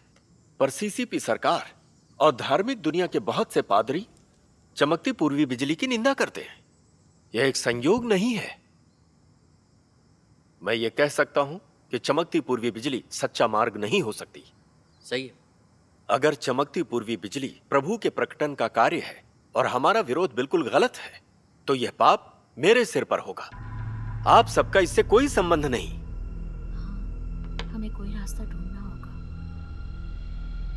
कथन फरीसियों की आवाज जैसी क्यों है? ये सही है। पादरी जो ऐसा कुछ कहने की हिम्मत कैसे कर सकते हैं? ऐसा नहीं कर हाँ, सकते। इसके बारे में तो हमें विचार करना चाहिए। अब तो चमकती पूर्वी बिजली हर वर्ग का खजाना चुरा रही है और कुछ ज्यादा ही अच्छी भेड़ें ले जाई गई हैं। मैं इसको मान नहीं पा रहा हूं। बर्दाश्त करना मुश्किल है, वरना हमारे पास चमकती पूर्वी बिजली के विरोध के साधन क्या हैं? हाँ, ईमानदारी से कहूं तो मैं धार्मिक समूह की किसी भी तरह की निंदा नहीं करना चाहता। आखिरकार मैं भी तो एक धार्मिक पादरी ही हूं। सही बात है। पादरी गो, आपने इस बारे में कभी सोचा है? चमकती पूर्वी बिजली के प्रकटन ने धार्मिक दुनिया को झकझोर दिया है। वह प्रभु यीशु की वापसी की अद्भुत तरीके से गवाही देती है, जो परमेश्वर के लोगों से शुरू करके न्याय का कार्य कर रहे हैं और उसे संप्रदायों और वर्गों की अच्छी भेड़ों ने स्वीकार कर लिया है। क्या आपको लगता है ये बहुत आसान काम है? अगर चमकती पूर्वी बिजली के पास सत्य नहीं है, पवित्र आत्मा का कार्य नहीं है, तो वो परमेश्वर में विश्वास करने वालों पर विजय कैसे पा सकती है? सीसीपी सरकार और धार्मिक दुनिया के पादरियों और एल्डर्स ने चमकती पूर्वी बिजली को बुरी तरह यातना दी है, दमन कर उसकी निंदा की है। लेकिन सर्वशक्तिमान परमेश्वर की कलीसिया अधिक मजबूत क्यों हो गई है? मानो कोई भी ताकत उसके विकास को रोक नहीं सकती। ये सवाल गंभीर सोच विचार के लायक है। वो सही कह रही है। मैं भी इनकी बात से सहमत हूँ। बहन फंग ने बिल्कुल सही कहा। सिस्टर फंग, आपकी संगति की बात से मुझे वो बात याद आ गई जो बाइबल में कानून शिक्षक गमलीएल ने कही थी। इसलिए अब मैं तुमसे कहता हूँ, इन मनुष्यों से दूर ही रहो और इनसे कुछ काम न रखो, क्योंकि यदि ये धर्म या काम मनुष्यों की ओर से हो तब तो मिट जाएगा, परंतु यदि परमेश्वर की ओर से है तो तुम उन्हें कदापि मिटा ना सकोगे। कहीं ऐसा ना हो कि तुम परमेश्वर से भी लड़ने वाले ठहरो। चीन की कम्युनिस्ट सरकार और विभिन्न संप्रदायों के अगुवा सभी पागलों की तरह सर्वशक्तिमान परमेश्वर की कलीसिया का विरोध कर रहे हैं, लेकिन बहुत सारे लोग सर्वशक्तिमान परमेश्वर को स्वीकार कर रहे हैं। जो परमेश्वर का है वही समृद्ध होगा। मुझे लगता है कि चमकती पूर्वी बिजली परमेश्वर से निकली है। चमकती पूर्वी बिजली से बर्ताव करते वक्त हमें सावधान रहना होगा और खोज के लिए प्रभु का सहारा लेना होगा, ताकि हम परमेश्वर का विरोध न करें और उन पर हमला न करें। हाँ, हमें इस पे गौर करना हाँ। बहन जिंग, आपकी बात मुझे जंच नहीं रही। चमकती पूर्वी बिजली की निंदा परमेश्वर का विरोध कैसे हो सकती है? मैंने सीसीपी सरकार से सुना है कि सर्वशक्तिमान परमेश्वर बस एक औसत व्यक्ति हैं। भले ही उन्होंने अनेकों वचन बोले हों, पर उन्होंने एक भी चमत्कार नहीं किया है। तो वह परमेश्वर के प्रकटन का कार्य कैसे हो सकती है? हम जिनमें विश्वास करते हैं वो प्रभु यीशु ही देहधारी परमेश्वर हैं और वो मसीह हैं। ये सच नहीं है? सही है। अगर प्रभु यीशु को लौटना होता तो वे निश्चित तौर पर एक यहूदी व्यक्ति के रूप में होते। उन्हें कुछ और नहीं, प्रभु यीशु ही कहा जाता। आमीन। इसीलिए मैं ये कह सकता हूं कि परमेश्वर जिनकी चमकती पूर्वी बिजली गवाही देती है सिर्फ एक इंसान है, परमेश्वर नहीं। आमीन। सर्वशक्तिमान परमेश्वर जिनकी चमकती पूर्वी बिजली गवाही देती है महज एक इंसान है। तो फिर लोग क्यों इस बात की गवाही देते हैं कि वे मसीह हैं और परमेश्वर का प्रकटन है? और सर्वशक्तिमान परमेश्वर ने इतने अधिक वचन बोले हैं। मेरी नजर में ये कोई साधारण बात नहीं है। सर्वशक्तिमान परमेश्वर महज एक व्यक्ति है या वे देहधारी मसीह हैं? ये बात मैं नहीं समझ पाई। आप ये कैसे नहीं समझ रही हैं? हाँ? अगर चमकती पूर्वी बिजली परमेश्वर का प्रकटन होती तो क्या वे हर संप्रदाय से भेड़ें चुराते? हाँ। कुछ लोग कहते हैं कि प्रभु एक चोर की तरह लौटेंगे और खजाने के साथ अच्छी भेड़ें भी चुराएंगे। ये संभव नहीं है। अगर वे सच में लौट चुके होते तो हम पहले ही स्वर्गारोहित हो चुके होते। हाँ, सही कह रहे हैं। इसलिए यह संभव नहीं कि चमकती पूर्वी बिजली सच्चा मार्ग हो। आमीन। चीन की कम्युनिस्ट सरकार और धार्मिक दुनिया के अनेक पादरियों और एल्डर्स का कहना है कि सर्वशक्तिमान परमेश्वर की कलीसिया महज एक इंसान में विश्वास करती है और इसमें गलती नहीं होनी चाहिए। और तो और इसमें दो राय नहीं है कि चमकती पूर्वी बिजली विधर्मी है और हम जिसकी निंदा कर रहे हैं वो इंसान है, कोई परमेश्वर नहीं। तो इसलिए हमें डरने की कोई जरूरत नहीं। बिल्कुल सही कह रहे हैं। बहुत सही कह रहे हैं। ना तो पादरी गो और ना ही एल्डर वोंग ने चमकती पूर्वी बिजली को परखा, लेकिन वे इसकी निंदा करते हैं। ये ठीक नहीं है। पादरी गु, एल्डर वांग, आपका कहना है सर्वशक्तिमान परमेश्वर की कलीसिया जिनमें विश्वास करती है वो इंसान है, देहधारी परमेश्वर नहीं। मुझे लगता है ऐसा कहना नासमझी है। पिछले कुछ वर्षों में हमने धार्मिक दुनिया के पादरियों और एल्डर्स के साथ मिलकर चमकती पूर्वी बिजली का विरोध किया है, लेकिन सच कहें तो हम में से किसी ने भी ना तो सर्वशक्तिमान परमेश्वर के अंत के दिनों के कार्य की जांच की है, ना ही हमने सर्वशक्तिमान परमेश्वर की कलीसिया से किसी को भी हमारी कलीसिया में सर्वशक्तिमान परमेश्वर की गवाही देने के लिए आमंत्रित किया है। हमने बस चीन की कम्युनिस्ट सरकार द्वारा सर्वशक्तिमान परमेश्वर की कलीसिया की उन्मादी एक तरफा बातें सुनी है और यूं ही तय कर लिया कि सर्वशक्तिमान परमेश्वर की कलीसिया एक औसत व्यक्ति पर विश्वास करती है। ये पूरी तरह से उचित नहीं है। हम भी यही सोचते हैं। मुझे भी उचित नहीं लगता। जब प्रभु यीशु ने प्रकट होकर कार्य शुरू किया, क्या ऐसा नहीं हुआ था? फरीसियों ने प्रभु यीशु के वचनों का पता लगाकर उनकी जांच की ही नहीं थी। उन्होंने निंदा और विरोध भी किया था और नतीजा क्या हुआ? परमेश्वर ने उन सबको दंडित किया। चमकती पूर्वी बिजली क्या वास्तव में एक इंसान में विश्वास करती है या देहधारी परमेश्वर में? इस पर हम बिना सोचे समझे फैसला नहीं कर सकते। हमें यह देखना परखना होगा कि सर्वशक्तिमान परमेश्वर के वचन क्या वाकई परमेश्वर की वाणी है। सिर्फ यही बात महत्वपूर्ण है। बिल्कुल सही। हम भी यही सोचते हैं। मैं भाई जैन के विचारों से सहमत हूँ। हमें सर्वशक्तिमान परमेश्वर के वचनों को पढ़ना चाहिए। इससे हम जानेंगे कि उनके वचन परमेश्वर की वाणी है या नहीं। तभी हम जान सकेंगे कि चमकती पूर्वी बिजली से कैसा बर्ताव किया जाए। मुझे लगता है भाई जैन की बात में दम है। दमदार बात करना एक बात है, लेकिन पादरी और एल्डर हमें सर्वशक्तिमान परमेश्वर के वचनों को पढ़ने नहीं देते। हमें उसको गंभीरता से नहीं लेना चाहिए। पादरी और एल्डर चमकती पूर्वी बिजली की निंदा करते हैं। सर्वशक्तिमान परमेश्वर के वचन परमेश्वर की वाणी नहीं है, वे परमेश्वर से नहीं आए हैं। जहां तक चमकती पूर्वी बिजली के बर्ताव की बात है, हमने धार्मिक दुनिया के पादरियों और एल्डर्स के विचारों का अनुसरण किया है। लेकिन देखिए, हमने ये बात नजरअंदाज कर दी कि चमकती पूर्वी बिजली प्रभु यीशु की भविष्यवाणी के अनुरूप है, क्योंकि जैसे बिजली पूर्व से निकलकर पश्चिम तक चमकती है, वैसे ही मनुष्य के पुत्र का भी आना होगा। उनकी गवाही यह है कि चमकती पूर्वी बिजली प्रभु यीशु के प्रकटन का कार्य है और उनके पास निश्चित तौर पर इसका आधार है।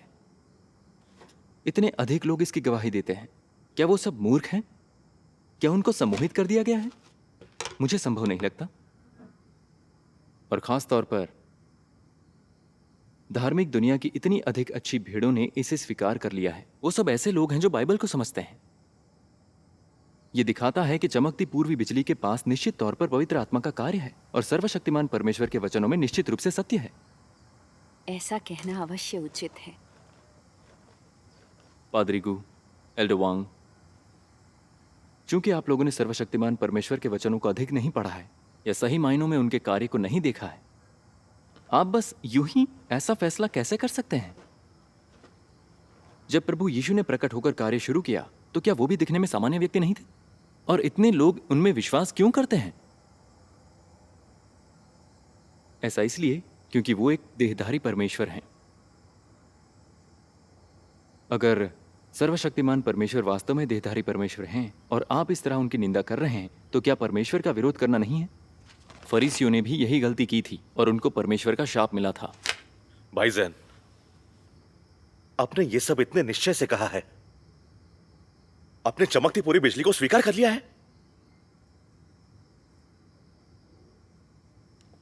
साफ साफ बताइए, आपने वाकई चमकती पूरी बिजली को मान लिया है?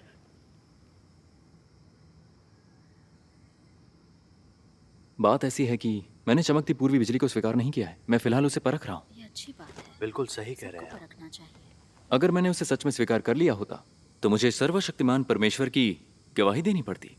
इसे कहते हैं परोपकार घर से शुरू होता है। हाँ, बिल्कुल सही कह रहे हैं। भाईजान, क्या ऐसा नहीं हो सकता कि धार्मिक दुनिया के पादरी और एल्डर्स हमसे अधिक विवेकपूर्ण हो? सीसीपी सरकार और सभी पादरी चमकती पूरी बिजली की निंदा करने लगे हैं। क्या सब गलत हो सकते हैं? बिल्कुल सही कह रहे हैं आप। अगर आपने सच में चमकती पूरी बिजली को स्वीकार कर लिया तो हम दुश्मन हैं। ओह, अगर मान लिया हो तो क्या? हाँ? सच्चे मार्ग को स्वीकार करना मेरी आजादी है, उस पर आप प्रतिबंध नहीं लगा सकते। क्या कहा? आजादी? आपने मान लिया है तो याद रखना, मैं पुलिस को बताकर आपको पकड़वा दूंगा। ये ऐसा कैसे कह सकते? पुलिस को बताओगे? अगर आप ऐसा करेंगे तो आप एक फरीसी हैं और आप विश्वासघाती यहूदा हैं। आपको शाप लगना चाहिए, जानते हैं? जबान संभालिए। बस रुकिए, बहुत हो गया। हम सब एक ही प्रभु को मानने वाले हैं। इसके अलावा भाई जिन ने उसे स्वीकार नहीं किया है। अगर स्वीकार कर लेते तो बात कुछ और होती। नहीं किया तो अभी भी वे हमारे भाई हैं। आप बैठ जाइए। ये ठीक है, आपको जो भी कहना है शांति से कहिए। बैठ जाइए। चमकती पूर्वी बिजली गवाही देती है कि सर्वशक्तिमान परमेश्वर देहधारी परमेश्वर है। ऐसे वचन बाइबल में नहीं दिखते। चमकती पूर्वी बिजली अगर सच्चा मार्ग भी हो तो भी मैं उसे नहीं मानता।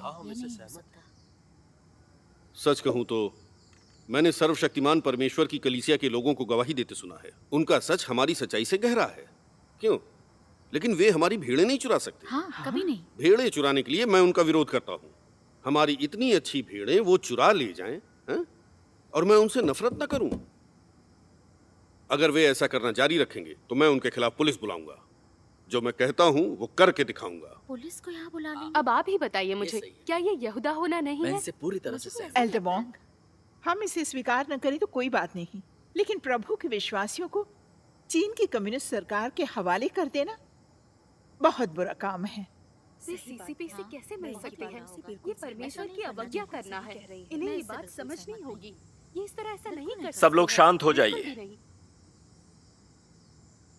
चाहे कोई कुछ भी कहे, चमकती पूर्वी बिजली ने हमारी कलीसिया की बहुत सी भेड़ों को चुराया है और यह सत्य है। हाँ, ये सच है। ऐसा कैसे हो सकता है कि मुझे चमकती पूर्वी बिजली की अच्छी समझ ना हो? मैंने वचन देह में प्रकट होता है पुस्तक पढ़ी है, उसका सिर्फ एक हिस्सा पढ़ा है। यह वचन उचित है और वे ऐसे नहीं हैं कि एक सामान्य व्यक्ति बोल सके। लेकिन कम्युनिस्ट सरकार ने सूचना दी है कि सर्वशक्तिमान परमेश्वर की कलीसिया जिनमें विश्वास करती है वे एक साधारण व्यक्ति हैं और उनके परिवार के बारे में भी बताया है। मैं नहीं जानता यह सही है या गलत। मैं मानता हूं कि एक सामान्य व्यक्ति ऐसे सच्चाई वाले वचन नहीं बोल सकता। अगर वो परमेश्वर का प्रकटन होते तो न केवल सत्य को व्यक्त करेंगे बल्कि कुछ बड़े चमत्कार भी करेंगे। इसी से लोगों को उन पर विश्वास होगा। आमीन। आजकल धार्मिक दुनिया सीसीपी सरकार की सूचनाओं के अनुसार कार्य कर रही है और वही सरकार चमकती पूर्वी बिजली की निंदा वाले झूठे प्रचार को भी फैला रही है। यह धार्मिक दुनिया के बहुत से लोगों की रक्षा करती है। उन सब लोगों ने चमकती पूर्वी बिजली को ठुकरा दिया है। इन तथ्यों के आधार पर मुझे पूरा यकीन है कि धार्मिक दुनिया के लोग सीसीपी सरकार की सूचनाओं को सच मानते हैं। इसलिए मुझे यकीन है कि सर्वशक्तिमान परमेश्वर अंत के दिनों के मसीह नहीं हो सकते और वे महज एक सामान्य व्यक्ति हैं। सही कहा।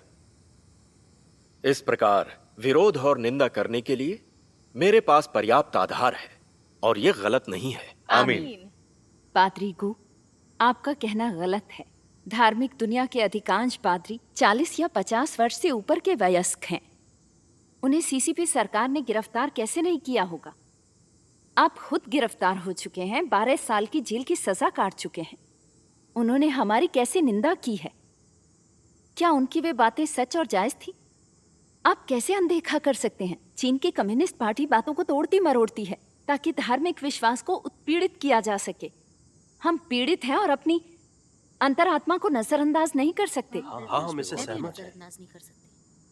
मुझे यकीन है कि चीन की कम्युनिस्ट पार्टी की हर बात झूठ और अफवाह है और उनके इरादे गलत हैं। बहन ज़ैंग ने जो कहा वो सच है। बेशक। जैसे कि सीसीपी सरकार और धार्मिक दुनिया अफवाहें और कहानियां फैला रही है कि सर्वशक्तिमान परमेश्वर हनान प्रांत में जन्मे थे। ये बिल्कुल ही बकवास है। कुछ दिन पहले मैं बहन शू के घर पर सर्वशक्तिमान परमेश्वर की कलीसिया के कुछ लोगों से मिली थी। उन्होंने गवाही दी थी कि सर्वशक्तिमान परमेश्वर उत्तर पश्चिम चीन में पैदा हुए थे। हाई स्कूल के समय उन्होंने अपना स्कूल और अपना परिवार छोड़ दिया था। गृह चर्चों में उपदेश देते, बोला करते और काम करते थे। यही सच है। तो बात ऐसी है, चीन की कम्युनिस्ट सरकार सच में बकवास करती है। हाँ, अंत के दिनों के मसीह के बारे में इंटरनेट की बातें सब महज अफवाहें और सफेद झूठ हैं।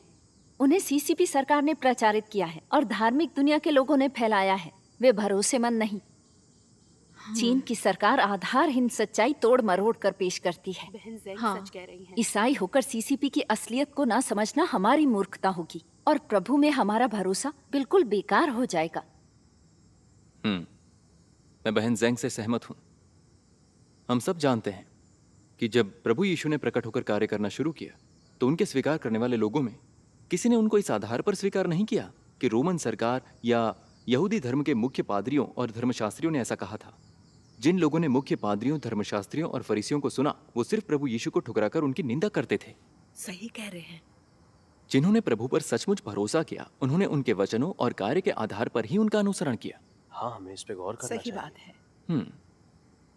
अब जब हम सच्चे मार्ग की पड़ताल कर रहे हैं, हम चीन की कम्युनिस्ट सरकार की अफवाहें और झूठी बातें कतई नहीं सुन सकते और पादरियों और एल्डर्स की विधर्मी बातों के आधार पर अपनी राय नहीं बना सकते। सच्चे मार्ग की जांच परमेश्वर की वाणी सुनने में ही है। हम ऐसे में तय कर सकेंगे कि परमेश्वर ने क्या यही व्यक्त किया था, क्या यही उनका कार्य है।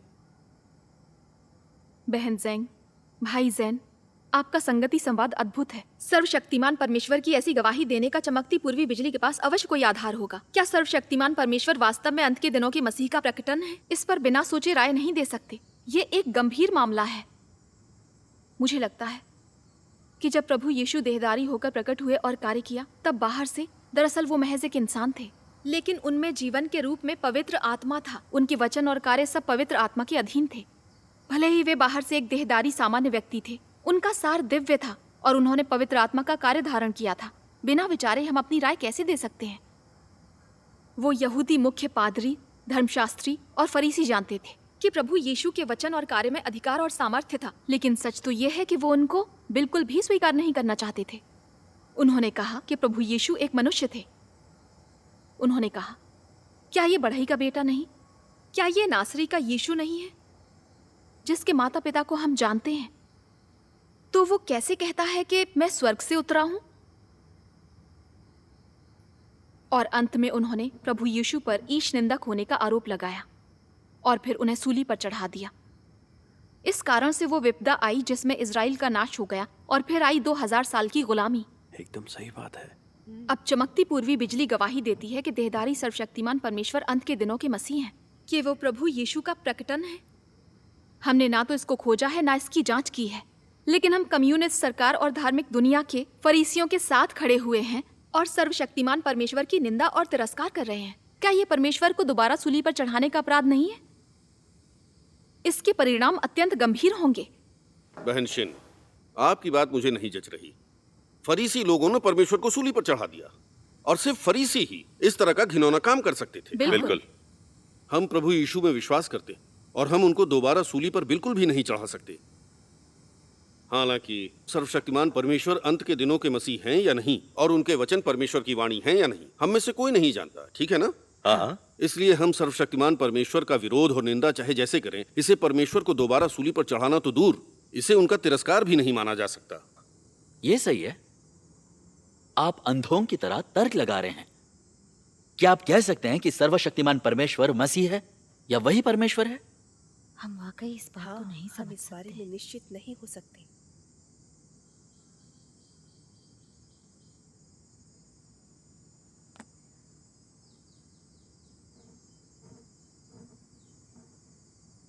भाई जैन चमकती पूर्वी बिजली की खोजबीन में लगे हैं कि क्या ये वाकई प्रभु के प्रकटन का कार्य है, इसलिए वही इसे समझा सके हैं। मैं इस मसले पर अपनी समझ साझा करता हूं।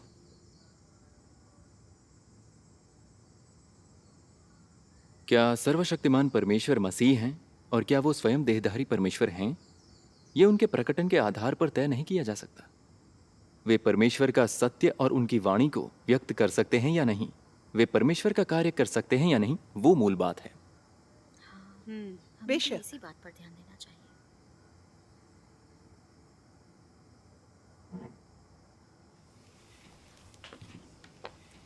सुनिए,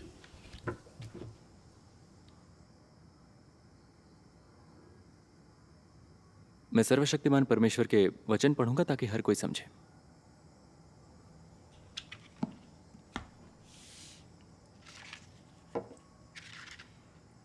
सर्वशक्तिमान परमेश्वर कहते हैं, जो देहधारी परमेश्वर है वो परमेश्वर का सार धारण करेगा, और जो देहधारी परमेश्वर है वो परमेश्वर की अभिव्यक्ति धारण करेगा।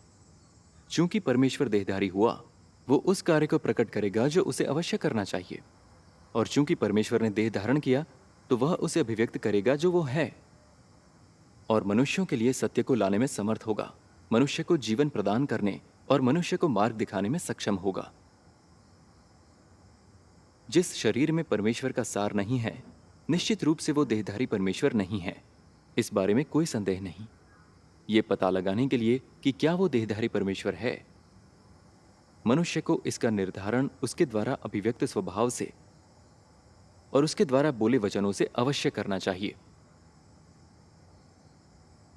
कहने का अभिप्राय है कि वह परमेश्वर का देहधारी शरीर है या नहीं, और यह सही मार्ग है या नहीं, इसे परमेश्वर के सार से तय करना चाहिए। और इसलिए यह तय करने में कि यह देहधारी परमेश्वर का शरीर है या नहीं, बाहरी रूप रंग के बजाय उसके सार, उसका कार्य, उसके वचन, उसका स्वभाव और उसकी बहुत सी अन्य बातों पर ध्यान देना कुंजी है। ये वचन अद्भुत है। ये देहधारी परमेश्वर को जानने का मार्ग है। सच में ये बहुत अच्छी तरह कहा गया है। उनके वचन पढ़कर मैं वो समय याद करता हूं जब प्रभु यीशु ने प्रकट होकर कार्य किया था। हालांकि बाहर से वे एक साधारण सामान्य इंसान जैसे दिखाई देते थे। वे एक परिवार में जन्मे थे, उनके माता पिता थे और उनमें सामान्य मानवता थी।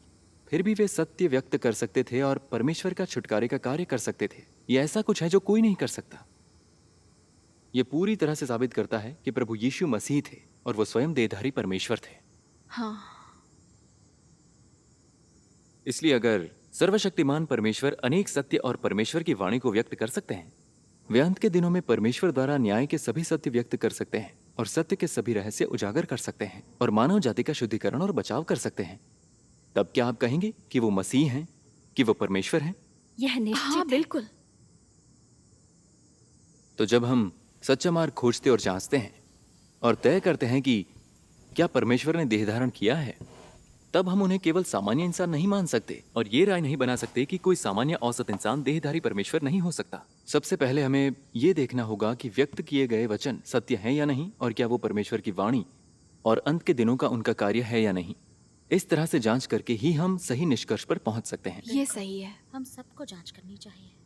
हम सिर्फ ये देखें कि सर्वशक्तिमान परमेश्वर बाहर से सामान्य इंसान हैं और ये तय कर लें कि वो देहधारी परमेश्वर नहीं है।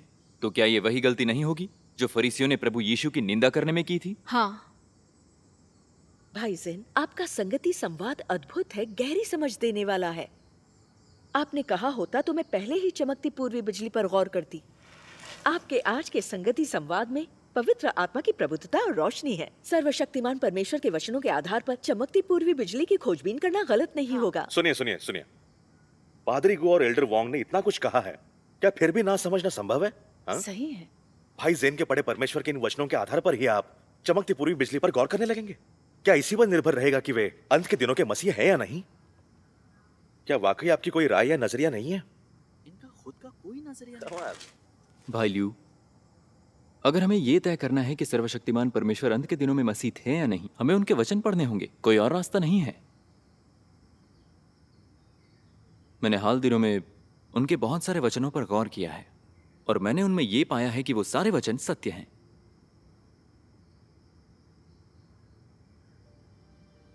ऐसे कुछ वचन हैं जो हम मनुष्यों के विद्रोही स्वभाव और भ्रष्टाचार का सही खुलासा करते हैं। इतना ही नहीं, ये सब लोगों को विश्वसनीय लगता है। परमेश्वर के वचन मानव जाति को सुकून, प्रेरणा और याद दिलाने वाले हैं ताकि लोग ये समझे कि परमेश्वर प्रेम से परिपूर्ण है। कुछ वचन ऐसे हैं जो मानव जाति की रक्षा के लिए परमेश्वर के प्रबंधन योजना के रहस्य उजागर करते हैं। उदाहरण के लिए, परमेश्वर की 6000 साल की प्रबंधन योजना का मकसद क्या है? उन्होंने मानव जाति को भ्रष्ट करने शैतान को इजाजत क्यों दी? कदम कदम पर वो मानव जाति की रक्षा कैसे करते हैं? हम परमेश्वर की सराहना पाने और स्वर्ग के राज्य में प्रवेश करने के लिए क्या करें? परमेश्वर कैसे व्यक्ति की रक्षा कर उसको पूर्ण करते हैं और कैसे व्यक्ति को हटा देते हैं? हर प्रकार के व्यक्ति का परिणाम और आखिरी मंजिल क्या है? आदि आदि। सर्वशक्तिमान परमेश्वर ने वे सभी सत्य व्यक्त किए हैं जो लोगों को परमेश्वर के विश्वासियों के रूप में समझने चाहिए। मुझे लगता है ये प्रभु यीशु की एक भविष्यवाणी को पूरा करता है। मुझे तुमसे और भी बहुत सी बातें कहनी हैं, परंतु अभी तुम उन्हें सह नहीं सकते। परंतु जब वह अर्थात सत्य का आत्मा आएगा तो तुम्हें सब सत्य का मार्ग बताएगा, क्योंकि वो अपनी ओर से न कहेगा, परंतु जो कुछ सुनेगा वही कहेगा और आने वाली बातें तुम्हें बताएगा। हाँ, ये बाइबल हाँ, हमें इस पे गौर करना चाहिए। तो फिर मेरे मन में ये प्रमाण है कि सर्वशक्तिमान परमेश्वर प्रभु यीशु का प्रकटन है और वो अंत के दिनों के मसीह हैं। मेरा सुझाव है कि जल्द से जल्द आप इस पर गौर करें और चीन की कम्युनिस्ट सरकार और धार्मिक दुनिया के साथ मिलकर चमकती पूर्वी बिजली का विरोध ना करें, वरना आप स्वर्ग के राज्य के आरोहित होने का मौका खो देंगे। सही है। भाई ज़ेन, आपने सर्वशक्तिमान परमेश्वर के वचनों को समझा है। मैं सोचती हूँ कि सिर्फ मसीह ही सत्य हैं, और अगर सर्वशक्तिमान परमेश्वर विश्वासियों को समझने वाला सत्य व्यक्त कर सकते हैं तो वे अवश्य परमेश्वर होंगे। वे दरअसल देहधारी मसीह हैं। सही कह रही हैं। अगर हम सीसीपी सरकार और पादरियों की बात मानकर कहें कि सर्वशक्तिमान परमेश्वर एक सामान्य व्यक्ति हैं, वे मसीह नहीं हैं, तो क्या यह शैतान के साथ परमेश्वर को ठुकराना नहीं होगा? हाँ, ये बहुत गंभीर मामला है। सही बात है, बिल्कुल ऐसा ही मामला है। पर कर भी क्या? हाँ, हमें जल्दी चमकती पूर्वी बिजली पर गौर करना चाहिए। हाँ, ये सही है। इन्होंने सही बात कही है। हाँ, हमें इस पे गौर करना चाहिए। हाँ, वही। सर्वशक्तिमान परमेश्वर ने चाहे जितने सत्य व्यक्त किए हों या उनका कार्य कितना ही महान क्यों ना हो, अगर वे बादल पर उतरने वाले प्रभु यीशु नहीं हैं, तो हम उनको न मान सकते हैं न अपना सकते हैं। आमीन। यानी भले ही चमकती पूर्वी बिजली सच्चा मार्ग हो, मैं नहीं स्वीकारूंगा। प्रभु में हमारा विश्वास बाइबल पर आधारित है और यह गलत नहीं हो सकता। आमीन। पादरी गू, एल्डर वांग, अच्छा होगा अगर आप ऐसे निर्णायक रूप से ना बोलें और थोड़ी सी गुंजाइश रखनी चाहिए आपको। हाँ। कईयों ने सर्वशक्तिमान परमेश्वर को मान लिया है और सभी ने गंभीर जांच के बाद यह तय किया है कि उनके वचन सत्य हैं और वो परमेश्वर की वाणी है और सिर्फ उसके बाद ही उन्होंने खुलकर इस बात की गवाही दी है। ये सच है। चमकती पूर्वी बिजली सच्चा मार्ग होने पर भी आप उसे स्वीकार नहीं करेंगे। इन शब्दों को आप वापस लीजिए। सर्वशक्तिमान परमेश्वर की गवाही शिखर पर पहुंच चुकी है और उनके वचन बिल्कुल स्पष्ट और समझने लायक हैं, लेकिन आपका विरोध अभी भी जारी है। इससे परमेश्वर का क्रोध भड़केगा। सही कहा। हमें पहले उसे स्पष्ट करना चाहिए। परमेश्वर का क्रोध अगर भड़क गया तो परिणाम गंभीर होते हैं। हाँ सही है, पहले हमें इस पर गौर करना चाहिए। पादरी गु, एल्डर वांग, आपको थोड़ा आत्मविश्लेषण करना चाहिए। चमकती पूर्वी बिजली के आपके दुस्साहसी विरोध और निंदा और यहूदी मुख्य पादरियों, धर्मशास्त्रियों और फरीसियों के द्वारा प्रभु यीशु के विरोध और निंदा में क्या फर्क है? आपको उन दिनों फरीसियों ने इस पर जरा भी गौर नहीं किया कि प्रभु यीशु ने कितने सत्य व्यक्त किए थे, उनके उपदेश कितने गहरे थे, या उन्होंने कितने चमत्कार किए थे। उन्होंने ये नहीं माना कि प्रभु यीशु परमेश्वर थे और उन्होंने रोमन सरकार के साथ मिलकर उनको सूली पर चढ़ा दिया। इसका नतीजा कि इजराइल लगभग 2000 साल तक गुलाम बना रहा। हाँ। वे फरीसी जिन्होंने परमेश्वर का विरोध किया, उन्होंने प्रभु यीशु के दंड और शाप को झेला। हे सांपों, हे करैतों के बच्चों, तुम नरक के दंड से कैसे बचोगे? इसलिए देखो, मैं तुम्हारे पास भविष्यद्वक्ताओं और बुद्धिमानों और शास्त्रियों को भेजता हूं, और तुम उनमें से कुछ को मार डालोगे और क्रूस पर चढ़ाओगे, और कुछ को अपने आराधनालयों में कोड़े मारोगे, और एक नगर से दूसरे नगर में खदेड़ते फिरोगे। जितने धर्मियों का लहू पृथ्वी पर बहाया गया है, वो सब तुम्हारे सिर पर पड़ेगा। प्रभु यीशु के ये सभी वचन सच साबित हुए हैं। जरा सोचिए, फरीसियों द्वारा प्रभु यीशु की निंदा से इजराइल पर किस तरह की महाविपत्ति टूटी है। अगर आप अब भी चमकती पूर्वी बिजली का विरोध और निंदा जारी रखने में सीसीपी सरकार और धार्मिक दुनिया के पादरियों का अनुसरण करने पर आमादा हैं, तो मुझे लगता है कि यह खतरनाक बात है। क्या यह परमेश्वर को दोबारा सूली पर चढ़ाना नहीं है? और इसके परिणाम कौन झेल पाएगा, बताइए? जिन मुदा, मैं आपसे पूछ रहा हूं, चमकती पूर्वी बिजली ने हमारी इतनी सारी भेड़ों को चुरा लिया है, क्या आपको कोई फर्क नहीं पड़ता? हाँ है। और हमारी कलीसिया खत्म होने के कगार पर है, क्या आपको नजर नहीं आ रहा? और आपके बोल इतनी गद्दारी वाले कैसे हो सकते हैं? बिल्कुल ठीक है। हाँ। ये मत भूलिए कि हमारा खान पान, ऐशो आराम सब कुछ प्रभु की कृपा से है, और हम उनको धोखा नहीं दे सकते। हम ऐसा नहीं कर सकते। और सबसे बड़ी बात, चमकती पूर्वी बिजली के विरोध में हम सीसीपी सरकार के साथ मिले हैं। यह प्रभु के मार्ग की रक्षा और हमारे झुंड की सुरक्षा है। आमीन। आप इसे फरीसियों के प्रभु यीशु को सूली पर चढ़ाने से कैसे जोड़ सकते हैं? पादरी को ठीक कह रहे हैं। दूसरे मामलों में हम खुद को सीसीपी सरकार से अलग रख सकते हैं, लेकिन हमें एक ही मोर्चे पर लड़ना होगा, सिर्फ चमकती पूर्वी बिजली की निंदा करने के मामले में। आमीन। ये सही है। प्रभु में हमारा विश्वास बाइबल पर आधारित है, और बाइबल में चमकती पूर्वी बिजली की कोई गवाही नहीं कि लौटे हुए प्रभु यीशु सर्वशक्तिमान परमेश्वर। इसलिए सर्वशक्तिमान परमेश्वर को स्वीकार न करना पूरी तरह से तर्क के दायरे में। बिल्कुल सही। हम चमकती पूर्वी बिजली की चाहे जैसे निंदा करें, प्रभु हमें दोषी नहीं ठहराएंगे। ऐसा इसलिए क्योंकि प्रभु दया और प्रेम है, और अनभिज्ञ लोग दोष रहित हैं। आमीन। मैं नहीं मानता।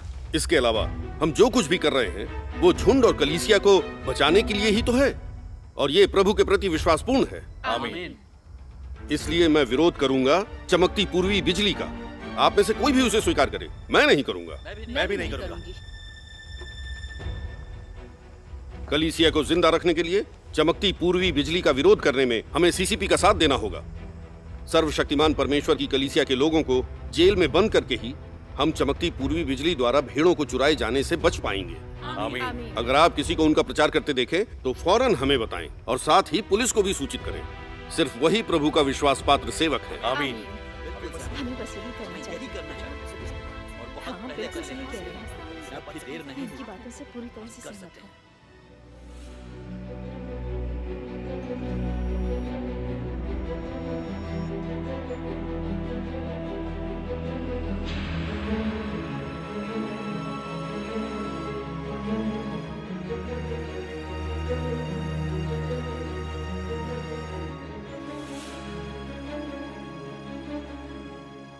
हमने जो मामले बनाए उन्हें ऑनलाइन प्रकाशित किया जा चुका है। देखते हैं अब कौन चमकती पूर्वी बिजली को स्वीकार करता है?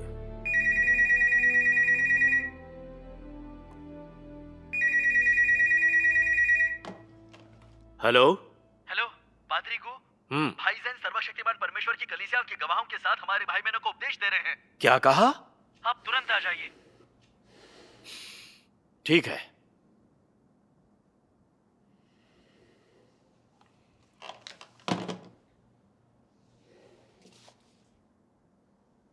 हम इतने समाधानों के बावजूद अपने भाई बहनों को चमकती पूर्वी बिजली को स्वीकार करने से नहीं रोक पा रहे।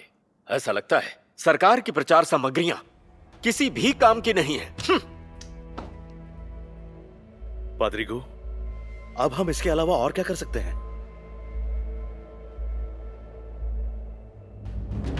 अब मुझे एक ही रास्ता दिख रहा है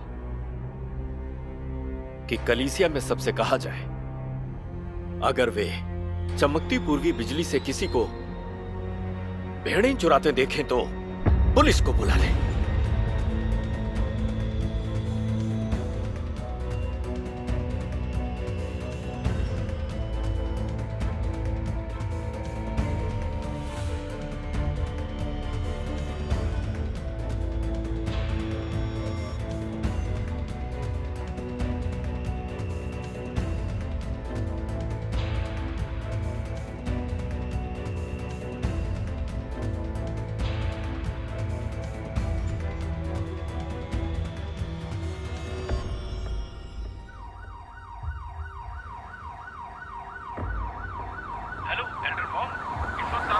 पादरी गु, कई लोग गिरफ्त में आ गए हैं। पाए मुड़िए। बढ़िया। हम बहन कांग के घर की सभा में पहुंचने वाले हैं। चिंता न करें पादरी गु, चमकती पूर्वी बिजली का प्रचार करने वाले कहीं भाग नहीं पाएंगे। वैसे आप जल्दी कीजिए वरना वो भाग जाएंगे। सुनिए, क्या आप और तेज चला सकते हैं? अरे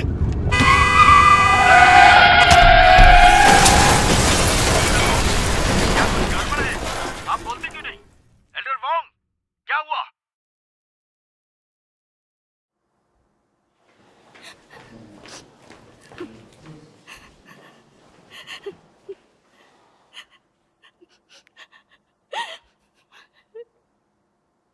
पादरी को, मेरे पति ने निष्ठावान रहकर प्रभु के मार्ग की रक्षा की है, तो फिर ऐसी दुर्घटना कैसे हो गई?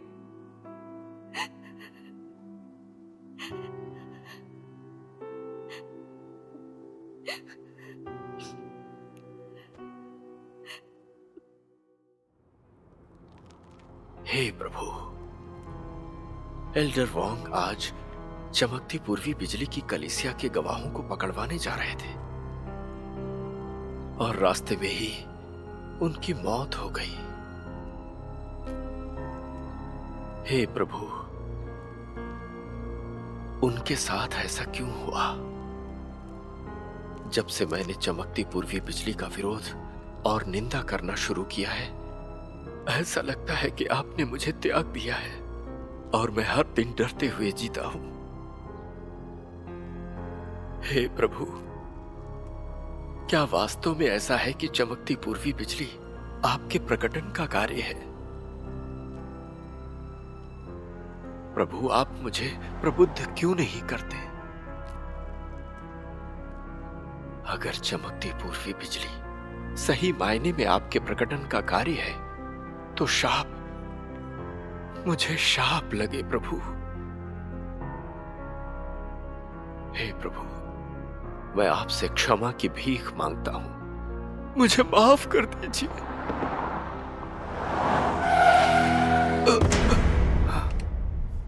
अंधे हो क्या? मरना चाहते हो?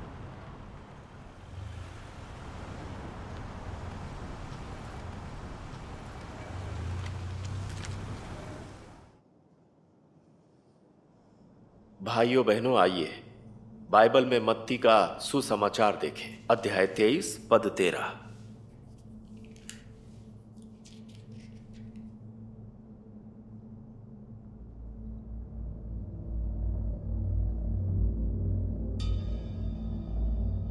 पादरी को, आप सच में दगाबाज हैं। आपने हमें बर्बाद कर दिया। आप जानते हैं कि चमकती पूर्वी बिजली ही सच्चा मार्ग है, पर हमें जांच नहीं करने दे रहे हैं। आपने हमारी जिंदगी तबाह कर दी है। हाँ, ये सच है, तबाह कर बिल्कुल दी है सच आपने है। हमारी जिंदगी। ये दगाबाज है। अब सर्वशक्तिमान हमें गलत परमेश्वर की बातें कलीसिया के सिखाई। लोगों को पकड़वाने के लिए चीन की कम्युनिस्ट सरकार के साथ मिल जाते हैं। आप एक गद्दार यहूदा हैं। बिल्कुल सही कहा। अब पागलों की तरह सर्वशक्तिमान परमेश्वर का विरोध और निंदा करते हैं। अब परमेश्वर को दोबारा सूली पर चढ़ा रहे हैं। नहीं, नहीं, मेरी बात सुनो। नहीं, ऐसा मैंने कुछ भी नहीं किया। बड़े दगाबाज हैं। नहीं। जवाब दीजिए, क्यों किया आपने ऐसा? सुनिए, आप लोग मेरी बात क्यों नहीं मानते?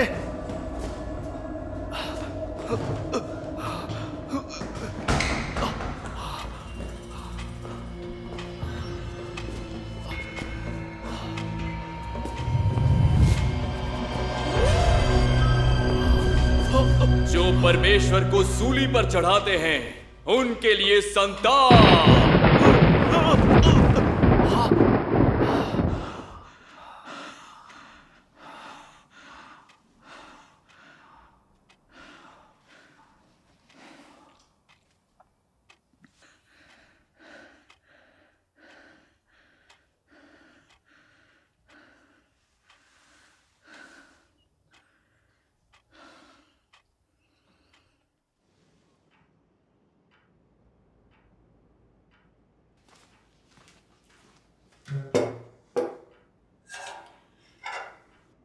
शुचौंग, खाना खा लीजिए।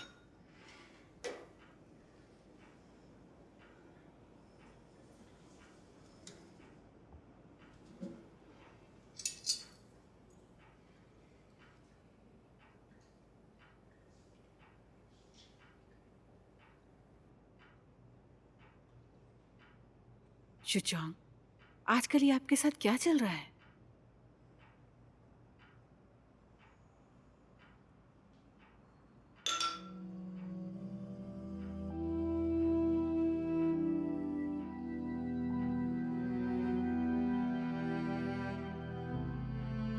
वेमिन, क्या मेरा सर्वशक्तिमान परमेश्वर की निंदा करना परमेश्वर को दोबारा सूली पर चढ़ाना है?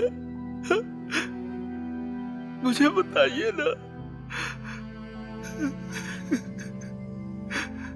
मैंने आपसे सर्वशक्तिमान परमेश्वर की निंदा ना करने को कहा है, लेकिन आप सुनते ही नहीं।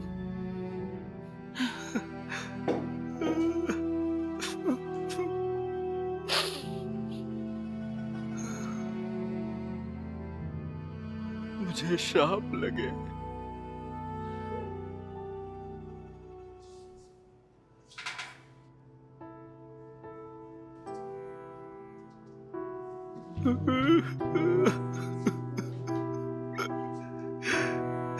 ये मैंने क्या किया प्रभु, क्या किया? परमेश्वर चाहे जब सामना हो परमेश्वर के वचन से और काम से,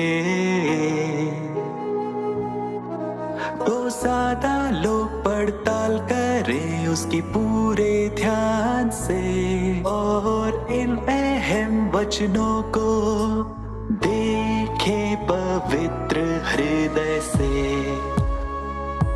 ना चले उनके कदमों निशा पर जो सजा पा चुके हैं। ना बने पौलुस जैसे जो जानता था मार्ग सच्चा, मगर जानबूझकर जिसने अवहेलना की और जो गवा बैठा पापली, नया कार्य उसका स्वीकार कर लो, सत्य को उसके तुम ग्रहण कर लो, तब पा सकते हो तुम परमेश्वर के उद्धार को। नहीं चाहता परमेश्वर और लोग सजा पाए, बल्कि वो चाहता है ज्यादा लोगों को बचाना। ज्यादा लोग अनुसरण करें उसके पद चिन्हों पर चले, ज्यादा लोग प्रवेश करें परमेश्वर के राज्य में। नया कार्य उसका स्वीकार कर लो,